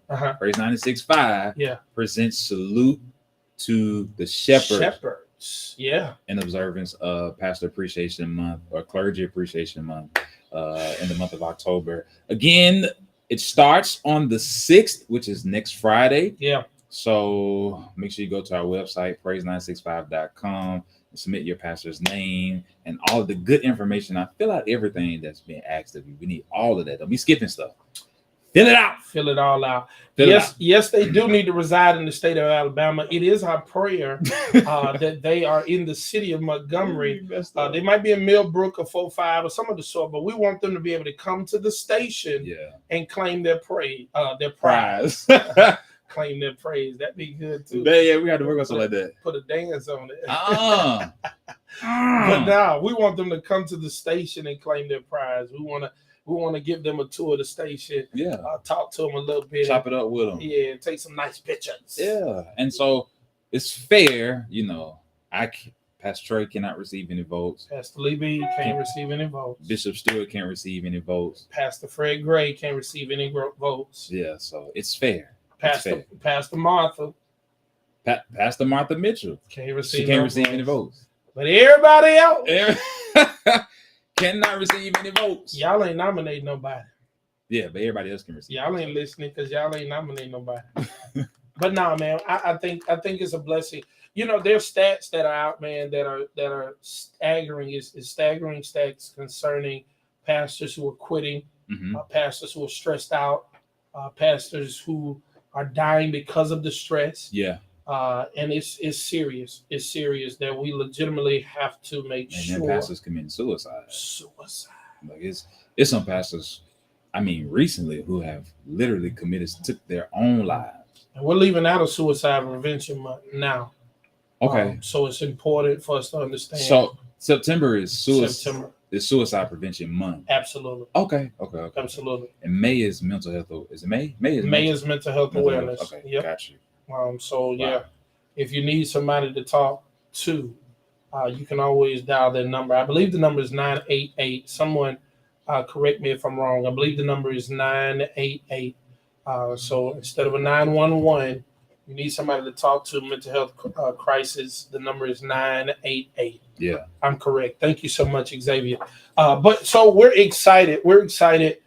Just because we came today to tell somebody it's never going to be easy. No. It's never going to be easy. No. But you were built for this, right? Like you have the strength for this. Yeah. Everything you need is on the inside of you. And the anointing. Greater is he. Yeah. That's within you. Yeah. Than he that's in the world. Yeah. And so we got to leave you with this nugget, and then we're going to have some more conversation and have some fun today. But we got to leave you with this nugget. Because you've been chosen, because there's something on the inside of you. Mm-hmm. You have the capacity for it. Yeah. Because your preparation was different. Because you can handle the pressure. Mm-hmm. We just want to leave you with this. Quitting is not an option. No. I know you want to get to a point of letting it go, but this ain't the time. Can't do it. This ain't the time. Can't quit now. Because your test is going to determine your trajectory. That's it. The problem's going to determine your promotion. That's it. The grit of it is going to determine how great you become. All right, now. I'm making them up, ain't it? Go with it. I'm finding another one. Roll with it. The valley is going to determine the level of your victory. That's it. I need another one. You got another one. Come on with it. The weariness of it is going to determine how awesome your win is. Come on. We need one more. You need one more? One more. Wait, give me a letter. M. The mess is going to determine how effective your ministry. That's it. Yeah. We're going to let you retire on top. I'm giving them a letter. We're going to let you retire on top. That was just rolling off the head. Yeah. Straight out the dome. That's gonna be, hey, if you needed a run for Sunday, that's it. That was it. That's it. That's a run. That's a good one. No, but for real though, you can't quit. Can't quit now. You've come too far to quit now. God did not bring you through all of that to leave you in this. Absolutely. You can't quit now. Yeah. There's more in store for you, man. There are so many people, so many generations that are depending on you to be successful in this season. And there's no pressure because God is right there. He's a very present help in the time of trouble. Yeah. It's in the times when you are going through that you really have to lean on God. When you can't lean on no one else, lean on God. The psalmist said, even when my father and my mother forsake me, the Lord will hold me close. That's New Living Translation. Yes, sir. So I think it's important for us to know that even in tough, trying, turbulent, traumatic times, you still have to trust in the Lord. You have to. Speak well. You got to trust in him. I like that. Them alliterations that bit you, didn't it? No. He got him. Don't do that. Rest if you must, but don't quit. Come on, Sister Elizabeth. Yeah. Now, there's some interesting things going on in the body of Christ. Let's look at it. And we're excited. I think we're in a season. Two brothers in the faith have shifted to new churches. Okay. And it's always interesting to see how God is shifting what they would say older preachers who feel that God has graced them to step aside and still preach the gospel, but no longer pastor. Yeah. They're shifting out and they're aiding their churches in discovery concerning who God has in terms of their Joshua. Wow. And so that's been very interesting. Yeah. We've been watching almost for the last decade. Mm-hmm. We've been seeing, and I don't want to use the word succession because in many cases that wasn't what it was. Yeah. It was more or less a pastor realizing that where we're going and what God needs in this season, I can no longer discern, or God told me that there's someone else that's going to take us there. Yeah, I've done all I can do. Yeah, and they legitimately, have shifted out and have allowed the church to find who their next leader would be. And in some cases, they've sat there and became a member of the church. In other cases, they left to give and make room for that new leader. And that is always a very interesting dynamic. It is. When the pastor or the former pastor It's remains within the ministry, is a very interesting dynamic for some people. Very interesting. It can be because people are stuck on what's familiar. Yep. Right. Yep. And that style of leadership and what it was, and going to that person. Absolutely. Right. It's just, it's almost like habit, right? Yeah. That's the person who ministered to me last time. And that's the person I'm coming that's to. still my pastor. Yeah. Somebody and I was watching the video, and one pastor likened it to you being in a marriage with somebody else, and they telling you when they see their former spouse, that's still my spouse, that's still my husband, that's still my wife. Yeah, that's sticky. I was like, the marriage part. That makes it a little tougher to digest. The marriage part. And it's interesting because some people really feel like, some pastors feel like they're married to the church, though. That ain't your bride, though. I've seen pastors post pictures of a ring and them in the caption saying they are married when they've been consecrated to the office of bishop. Yeah, I've seen that stuff. And they're saying they're married to the church. Yeah. I don't think you should say that. Well, I just want them to because the church has one husband. Yeah. His name is Jesus. See, that's why you have Baptist folk that don't believe in bishops. Don't do that. No, No, but to be honest, it's always because somebody goes too far. Says too much. Well, that's not an indictment against the No.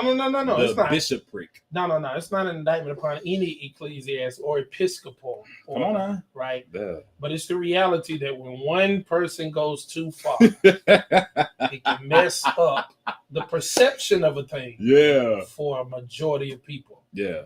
And that's the stuff that we don't be understanding. Like, that's why we gotta stop all this stuff. Yeah. And I'm not talking about the order, but we got to stop being extra and start being more Bible based. Hey, you need to leave this. We need to leave this alone. Probably, before we get in trouble. I think we get in trouble. I think we get in trouble. Hey, my daddy got my baby. Look, my daddy got mine too. The battle is not mine; it's the Lord's. So I mean, I just think, honestly, man, in the body of Christ. We have much division and confusion because there's always randomness being said. Yeah. It ain't in the Bible. It can't be fact checked. And it's scary. Yeah, because some people are being more spooky than spiritual. And it ain't a thin line no more. Hey, it's a thick line. Did you see the picture of on social media? Who was it? What they did? There was a guy, I believe he had just been consecrated to the office of a bishop. He was laid out on the floor, and I believe the consecrating or the presiding bishop. He laid on him. No, one laying on him, but had a sword on him. A sword on him. Had a sword. Sword in his chest. You real bougie. And the caption said, you pronounced the W. You real bougie. He had a sword on. Yeah, but a sword. And the caption said, slain in the spirit. What? We gotta go to commercial break. The caption said what? We gotta go to commercial break. We gotta go. Because he had a sword? Oh, God. Oh, God. How many Bibles we got out now? Because We gotta go. somebody got a different one than mine. We gotta go. I ain't never heard of this stuff. We gotta go. Okay, all right. Yeah, we gonna. I'd be kind of nervous about going there. What state was this in? Really think it was local, actually. No, you. We going to commercial break. We going to commercial break. What time? Yeah, we get back. Jesus Lord, have mercy. He put a sword on the man. I gotta find it. I gotta find it. These folks just making it up. Lord of mercy.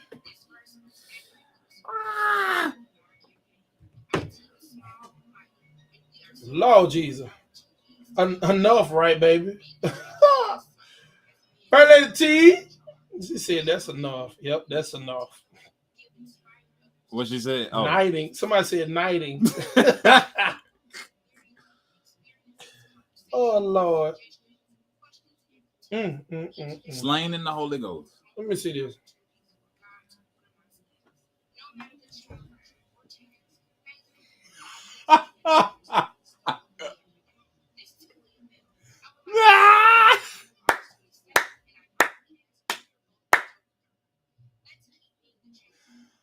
I know.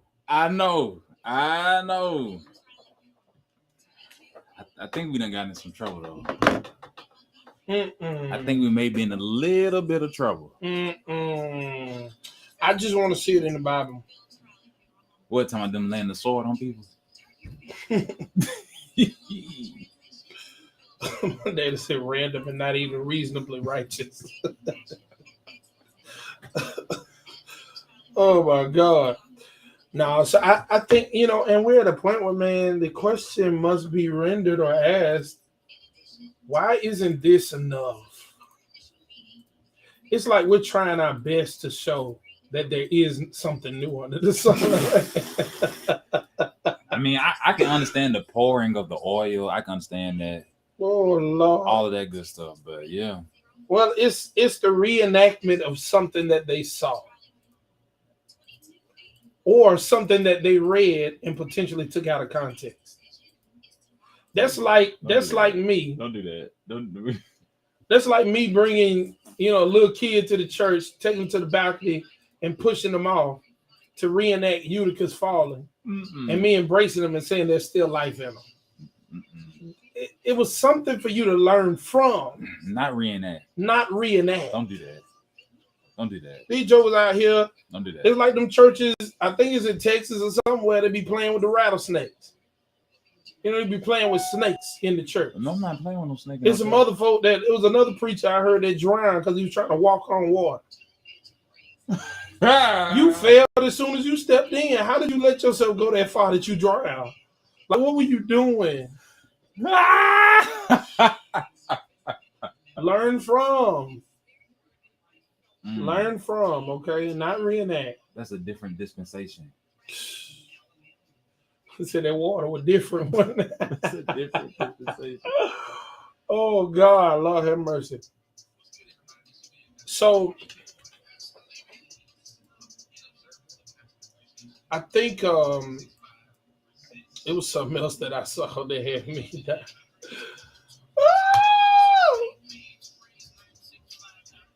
You know what it was? It was that video that somebody turned into a reel. We already had the video. The guy, he's standing in front of the walker, and he talking about some, I'm moist. Oh, yeah. I saw that yesterday. Yeah. But I'm going to tell you what's the funniest thing in the world. and it's getting nationwide all the attention in the world. What? Nationwide is on your side. You ever heard him singing I that? have not. You gotta send that to me. Oh God. You gotta send that to me. Oh God. Let me see. Is on your side. I'm sure looking. I bet it's on YouTube. What's up, family? This is Dr. Edwin Smith in Atlanta, Georgia. Check out Straight Church, you know, Jason Peace. I'm gonna take you to the hometown Greensboro, North Carolina. Found it. Expedia, all your trip, all in one place. Download the app.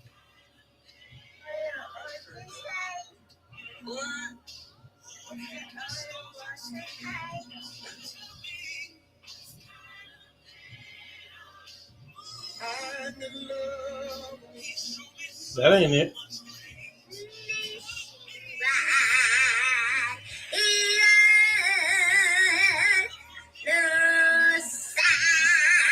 That's the boy. No, it ain't. I can't find the real one. Okay. But people still using the volume, the voice. It ain't nothing to see for real.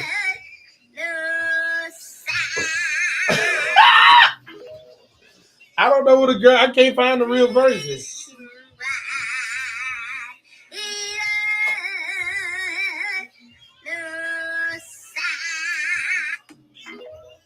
Jane.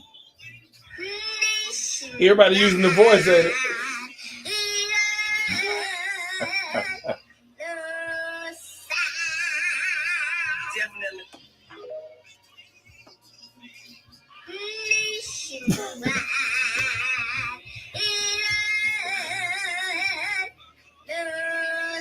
He said, "Oh, You feeling it? Feeling it? it's Erica Campbell's daughter."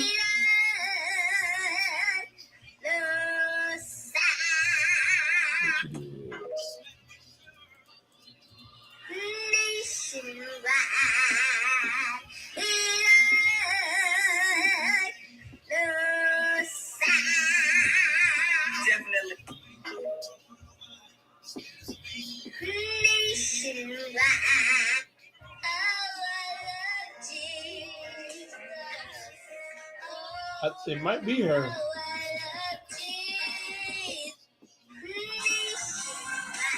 No.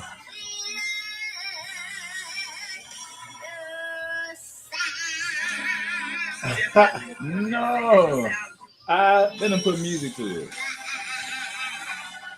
Church it, Doc.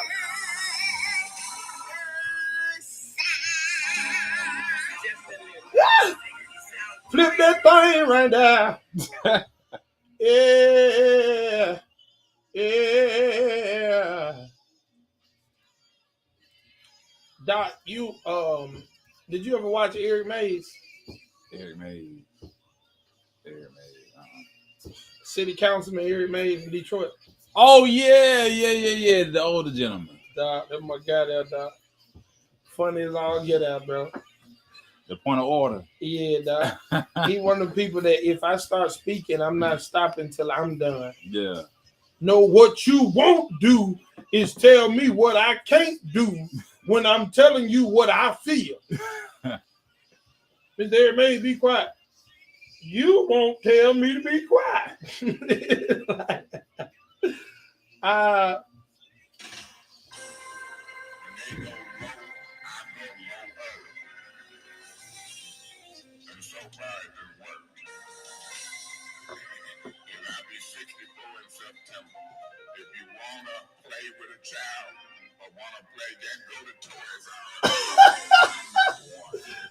He said, if you want to play with a child, go to Toys R Us. Because I'm not the one. Thank you. So, Doc, what does the rest of your month look like? This the new haircut you get? No. You No. where you out there? No. Man. No. So what do you? You brought there with your head like that. Mm-mm. Go ahead. So what are you thinking about for the rest of your month in terms of? As in September or October? October. Okay. It's 5 Sundays. Mm-hmm. What are you doing for yourself or for your church, potentially sermonically, as you begin to close the end of the year? What are you sensing God saying in this season? Finish strong.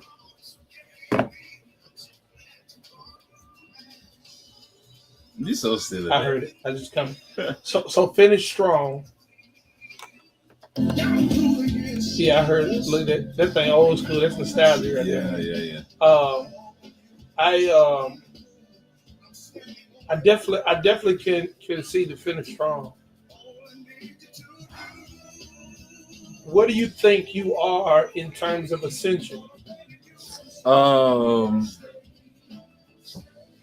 We getting old. So I think it's the finish strong piece is understanding that in order for us to ascend, we had to go through certain things, and so we can't allow the things turbulent.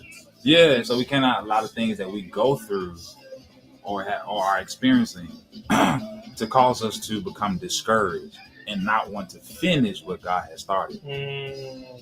Because on the other side of the turbulence, once the plane lands, we'll be at our destination. Oh, so we can't abort the flight. We can't jump out the plane, right? Because there are no parachutes. Because God has already determined for us to land at our destination. I like it. So I like it. We got to finish strong. Our church anniversary is this month. October? What Sunday? 4th Sunday in the month. And see, y'all don't do no type of afternoon services, and so people can come and fellowship with y'all. No, none of that. No. I don't none of that. Well, I think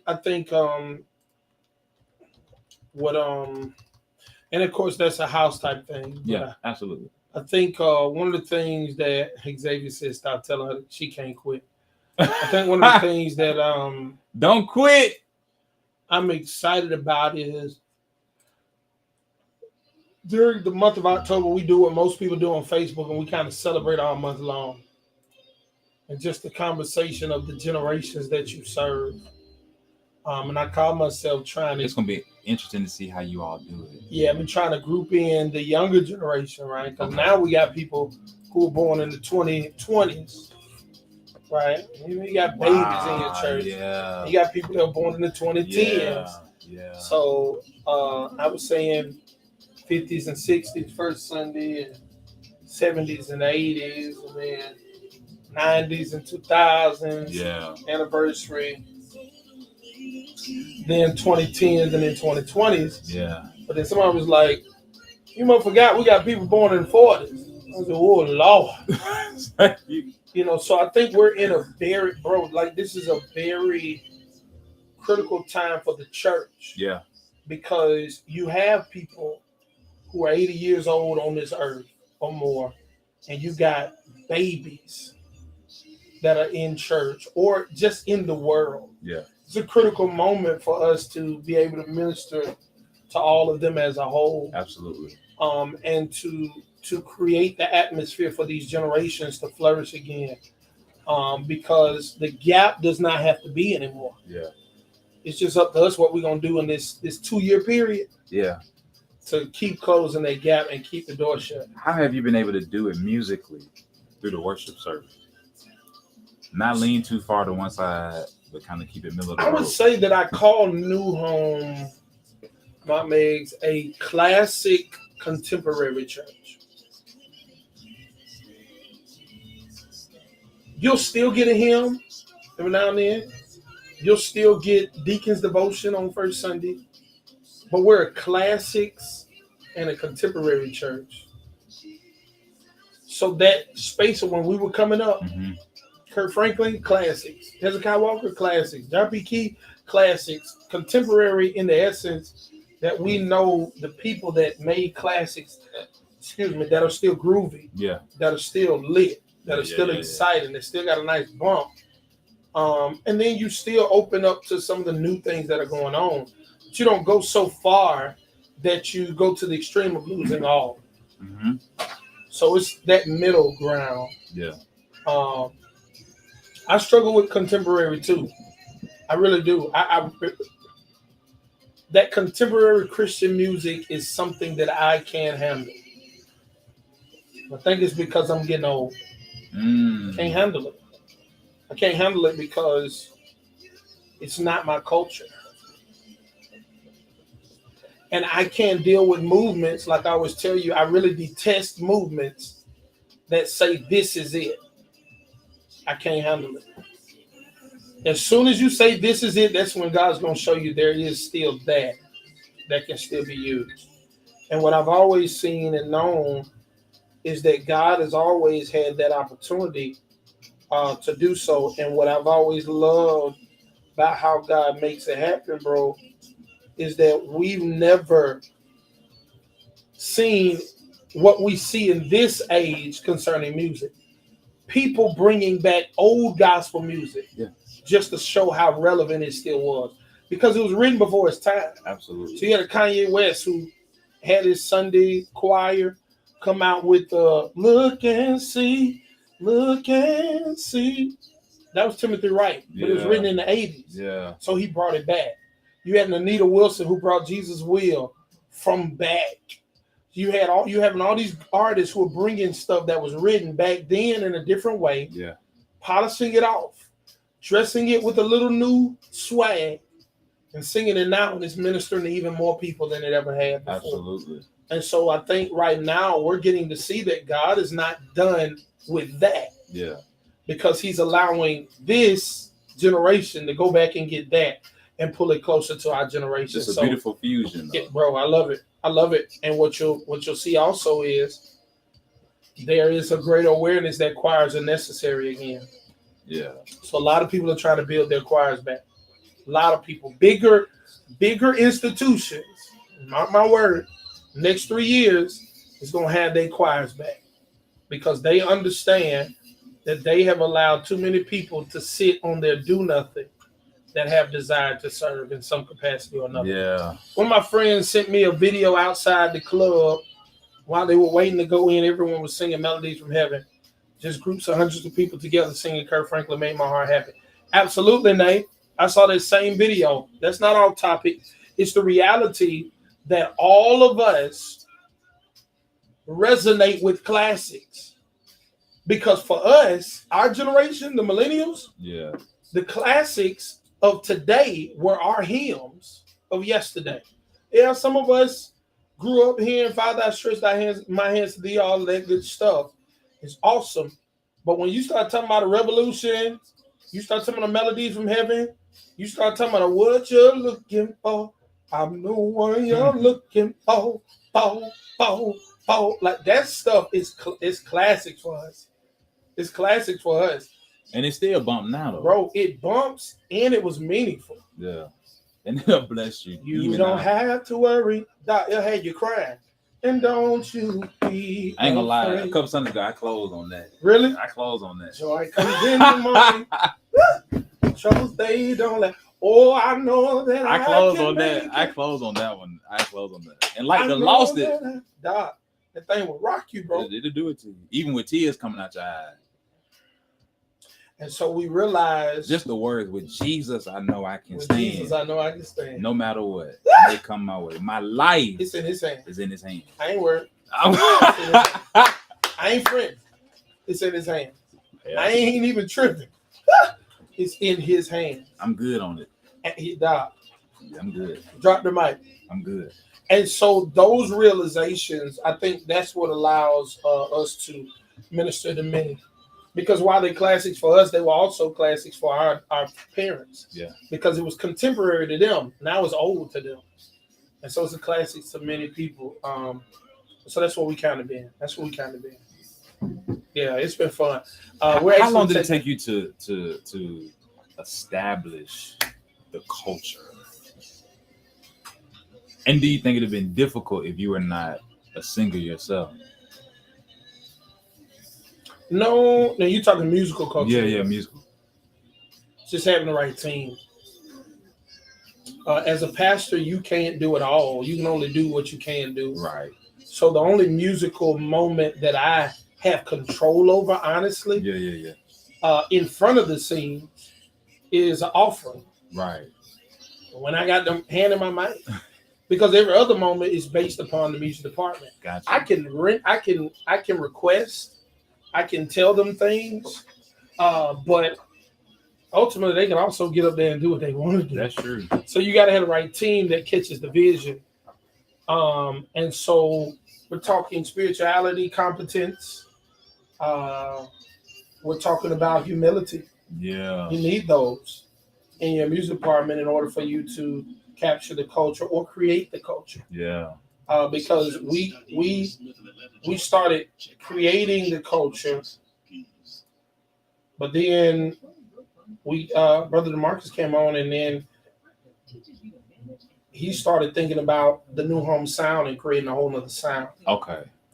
So there's one culture of this is the direction we're going in. Yeah. It's a whole nother thing when you legitimately start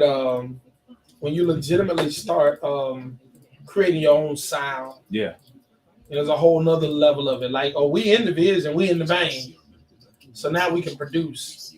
We can create in that vein. Yeah. We don't have to rely on others to have had created it for us. Gotcha. Yeah. Absolutely. There's a season for everything. Ecclesiastes chapter 3, all the way up and through there.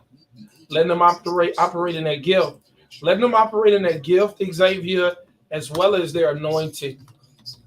I need anointing around me. I don't. Gifts are good, but I need some anointing because that's what's going to connect. When your oil connecting with their oil, that's what sticks. They'll pick a song and it'll make you happy before you preach. Sometimes they'll come up with a song you can't even breathe. You be over there laid out. Mm-hmm. Just like an old day, I have an issue with church dismissal time when we're in the spirit having a good time. Well, I think there are variables that come into play then, Xavier. But yeah, we're getting old, and the older you get, the more you like to bask in that atmosphere. And that's why you normally see the older saints who like to bask in that atmosphere. Even after the benediction, they're still there. Even after the benediction, they're still there. It allows for the opportunity for you to get what you need, while others might have already left because they, shifted it. Yeah, I know you Presbyterian. You get an hour. I know. They do not play either. I know. Hey, look, our 8 o'clock service only get an hour, but we, I'm praying for you. She said, I want more than an hour. If it done got good to me. How many people listening to us, Trey? On the app.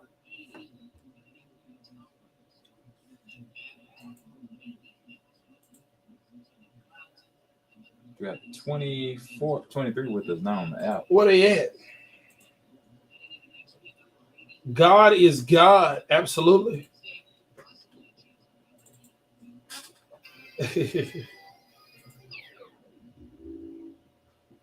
Man, we got some people that's listening to us in Oregon. Wow. Has to be listening to us in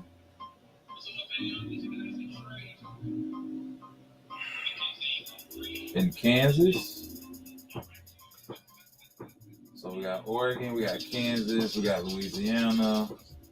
I see Syracuse, Tennessee, yeah. Youngstown, Birmingham, yeah, Washington, DC, Pennsylvania, New York. Wow, that's what's up. I want to encourage you all to go download the Praise 96.5 app. Go to your app, go to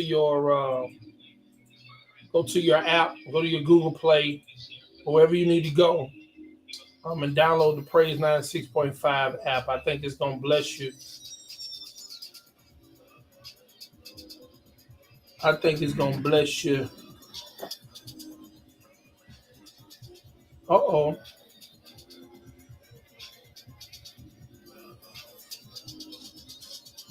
Let's grab it and close it. It's Friday. Montgomery's Inspiration Station, Praise 96.5 FM, WMGY. You still locked in with yours, through the Crown Prince, Pastor Trey. And your boy Lee B. This is Straight Church. No chaser. Where we keep things real, relevant, and righteous. Once again, want to shout out our A1 since day one. Shout out, fam. Loving Teddy Bear Foundation. Do not forget to make a donation to this awesome and amazing foundation. You can do so via their website, which is lovingteddybear.com, or on Cash App. Their cash tag is $Loving TB Foundation. Again, $Loving TB Foundation. So make sure you go and support the Loving Teddy Bear Foundation. And as always, this foundation is a tribute to the life and memory of Brother Colin Connor. So yeah, man, 5 minutes left, and we gotta let it go.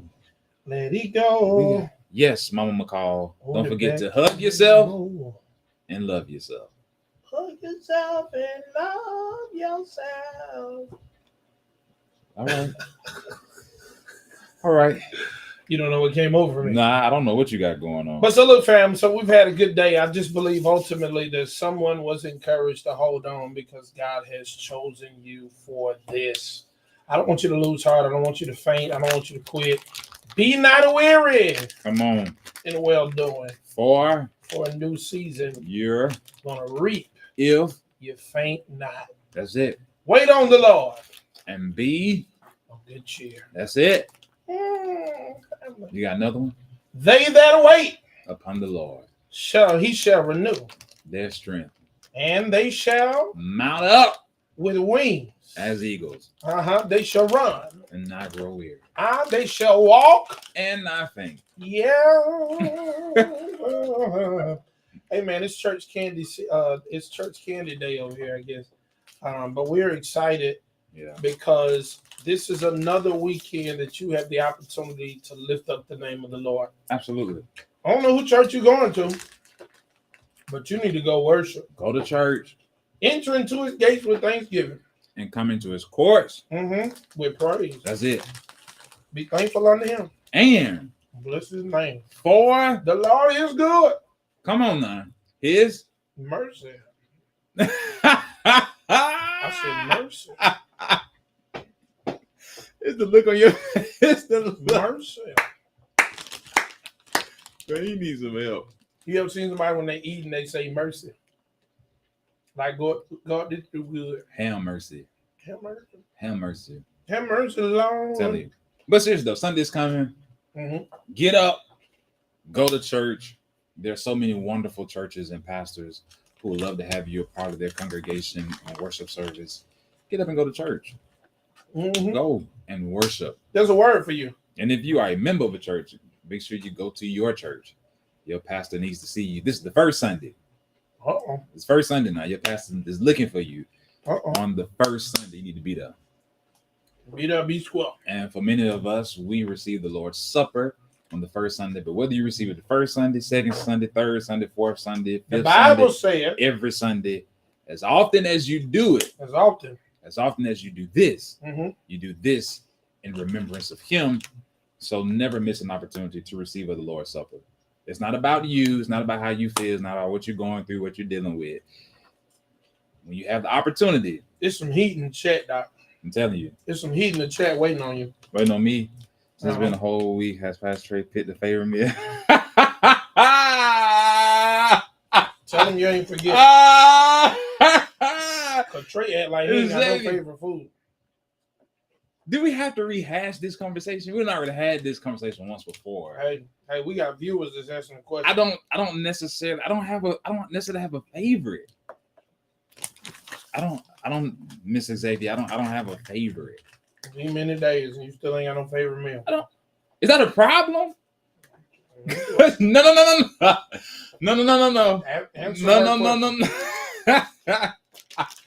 I'll be done with it because I know how you are. Hey, we're not gonna have this conversation on the air. We're not even about to do that. She said she's gonna let it slide. I appreciate it. She loved me for real. Well, we gonna let it go. I'm glad it's her, not your wife, though. Cause your wife don't let nothing slide. Nothing. You gonna answer that question? No, she was upset with me for 2 years. Why? Because when I first came to home. Oh yeah, that's your fault. No. It's the truth, and I was just trying to set her free because the truth will set you free. It'll make you free. But I made up for it. She's still holding on to that. You see what she said? What she said? I'm gonna say it's communion. She's gonna say your favorite meal is communion. It's all. It's number love. She had me there, but it's number love. I love you, Miss Xavier. Oh Lord, Lady T, we're not even about to do this. We really not about to do this. This Crunch and Munch is so amazing. Oh my God. So I'll say this, right? I think Colorado gonna win by 7. Against SC? Yeah. Mm-hmm. Interesting. I'm gonna give them 7.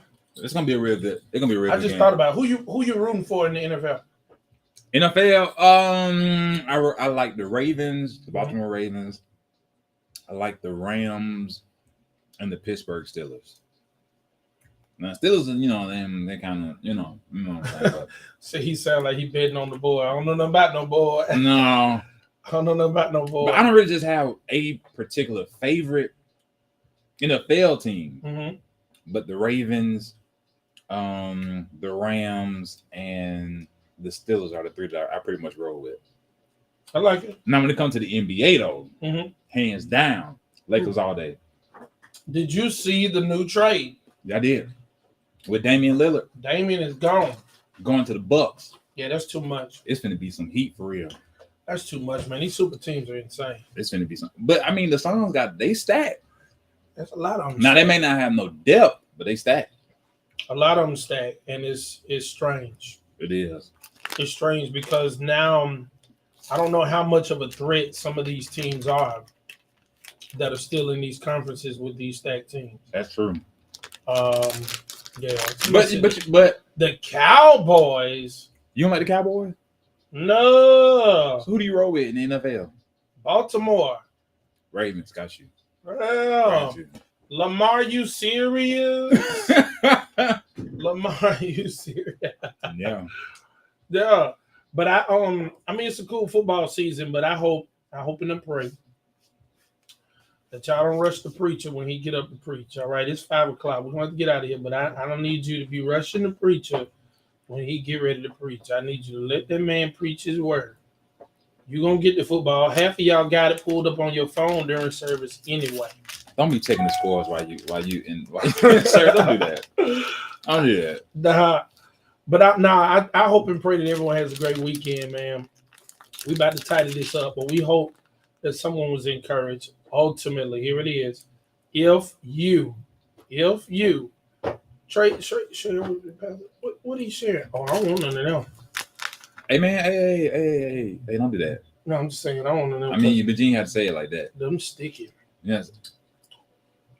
So you got to smack out in the microphone. I did on accident. So I hope everyone has a great weekend. I know A&M gonna win this year. This weekend. I don't know how ASU's gonna do, but we're rooting. Absolutely. We're rooting for a good. Rooting for ASU to get another win because it's been 2 weeks, I think. Mm-hmm. They won week 1. And man, you know how hard these people are on coaches, man. They asking for a new coach. Like every weekend, somebody asking for a new coach. At State? Nah, like anytime a team loses, it's like, oh, we're done with him. We need a new coach. I wouldn't want to be a coach though. It's hard, though. Especially like when you are hired on with the losing team. Mm-hmm.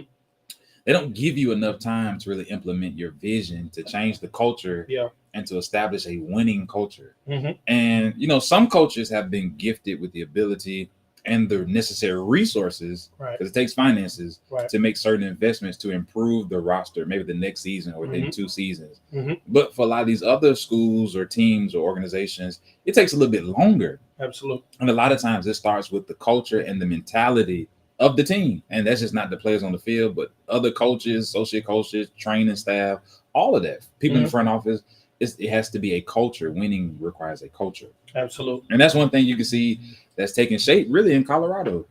Quickly. It's a winning culture. But it's because he came out immediately and directly spoke to it. And it wasn't popular. Absolutely. But it was necessary for the change that they were going to make. And some coaches, it takes them a little longer because they don't have that boldness, so to speak, to stick to their guns and say, this is what I need in order to take this franchise or this university where it's supposed to go. Yeah.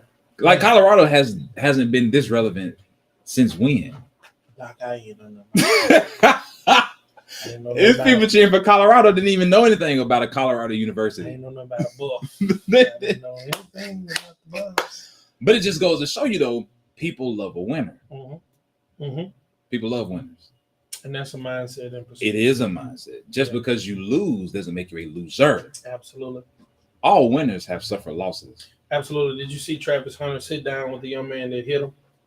I didn't see that. Yeah, so he sat down. He did like a podcast interview with the guy. Wow. So yeah, that was big for him. Yeah, it's interesting. Big for the guy. And big for both of them. Yeah, but they were sending the man death threats. And that's a consistent thing though too. You know, some people take sports way too seriously. Oh yeah. And we're after people. Absolutely. Because of what they did on the field. It's a game. Yeah, and so yeah, I don't know. But how did it turn out though? The interview? No, it was good. It was cool. I just saw snippets. Okay. I have not seen the whole thing. Okay. But they were chilling, laughing, smiling, and talking. You know, that's what happens in football. So it was one of them type of things. Yeah, football is a violent sport now. It's never not been violent. It's a violent sport. Yeah, it's they have many safety precautions, but it is easy to get hurt in the game, and that's why, you know, some of us just shouldn't ever play it. Yeah, that's true. So in addition to like football, basketball, are you into boxing, UFC, watching any of those type sports? No, it's not my thing. Okay. It's not my thing. It's a football world for me and a church world for me. Okay. All right. Football and faith. Good afternoon, caller. You're on the line. Who do we have the pleasure of speaking with? Amen. Called the wrong number. Hey, but we wrapping this thing up though, Doc. What time is it? Where are we going? It's 5:07. It is not. Let's go. All right, come on, man. I was chewing. Can I? Yeah, you got that church can stuff. Don't do that. And that ain't stuck in my throat now. No? You trying to make me say something you on this Sunday radio. Listen, everybody, y'all. We'll see you next Friday. Peace out, fam. We love you. Don't forget, Sunday's coming. Make sure you get up, get dressed, go to church. We're looking to see you somewhere. Go to the Lord's house. Peace.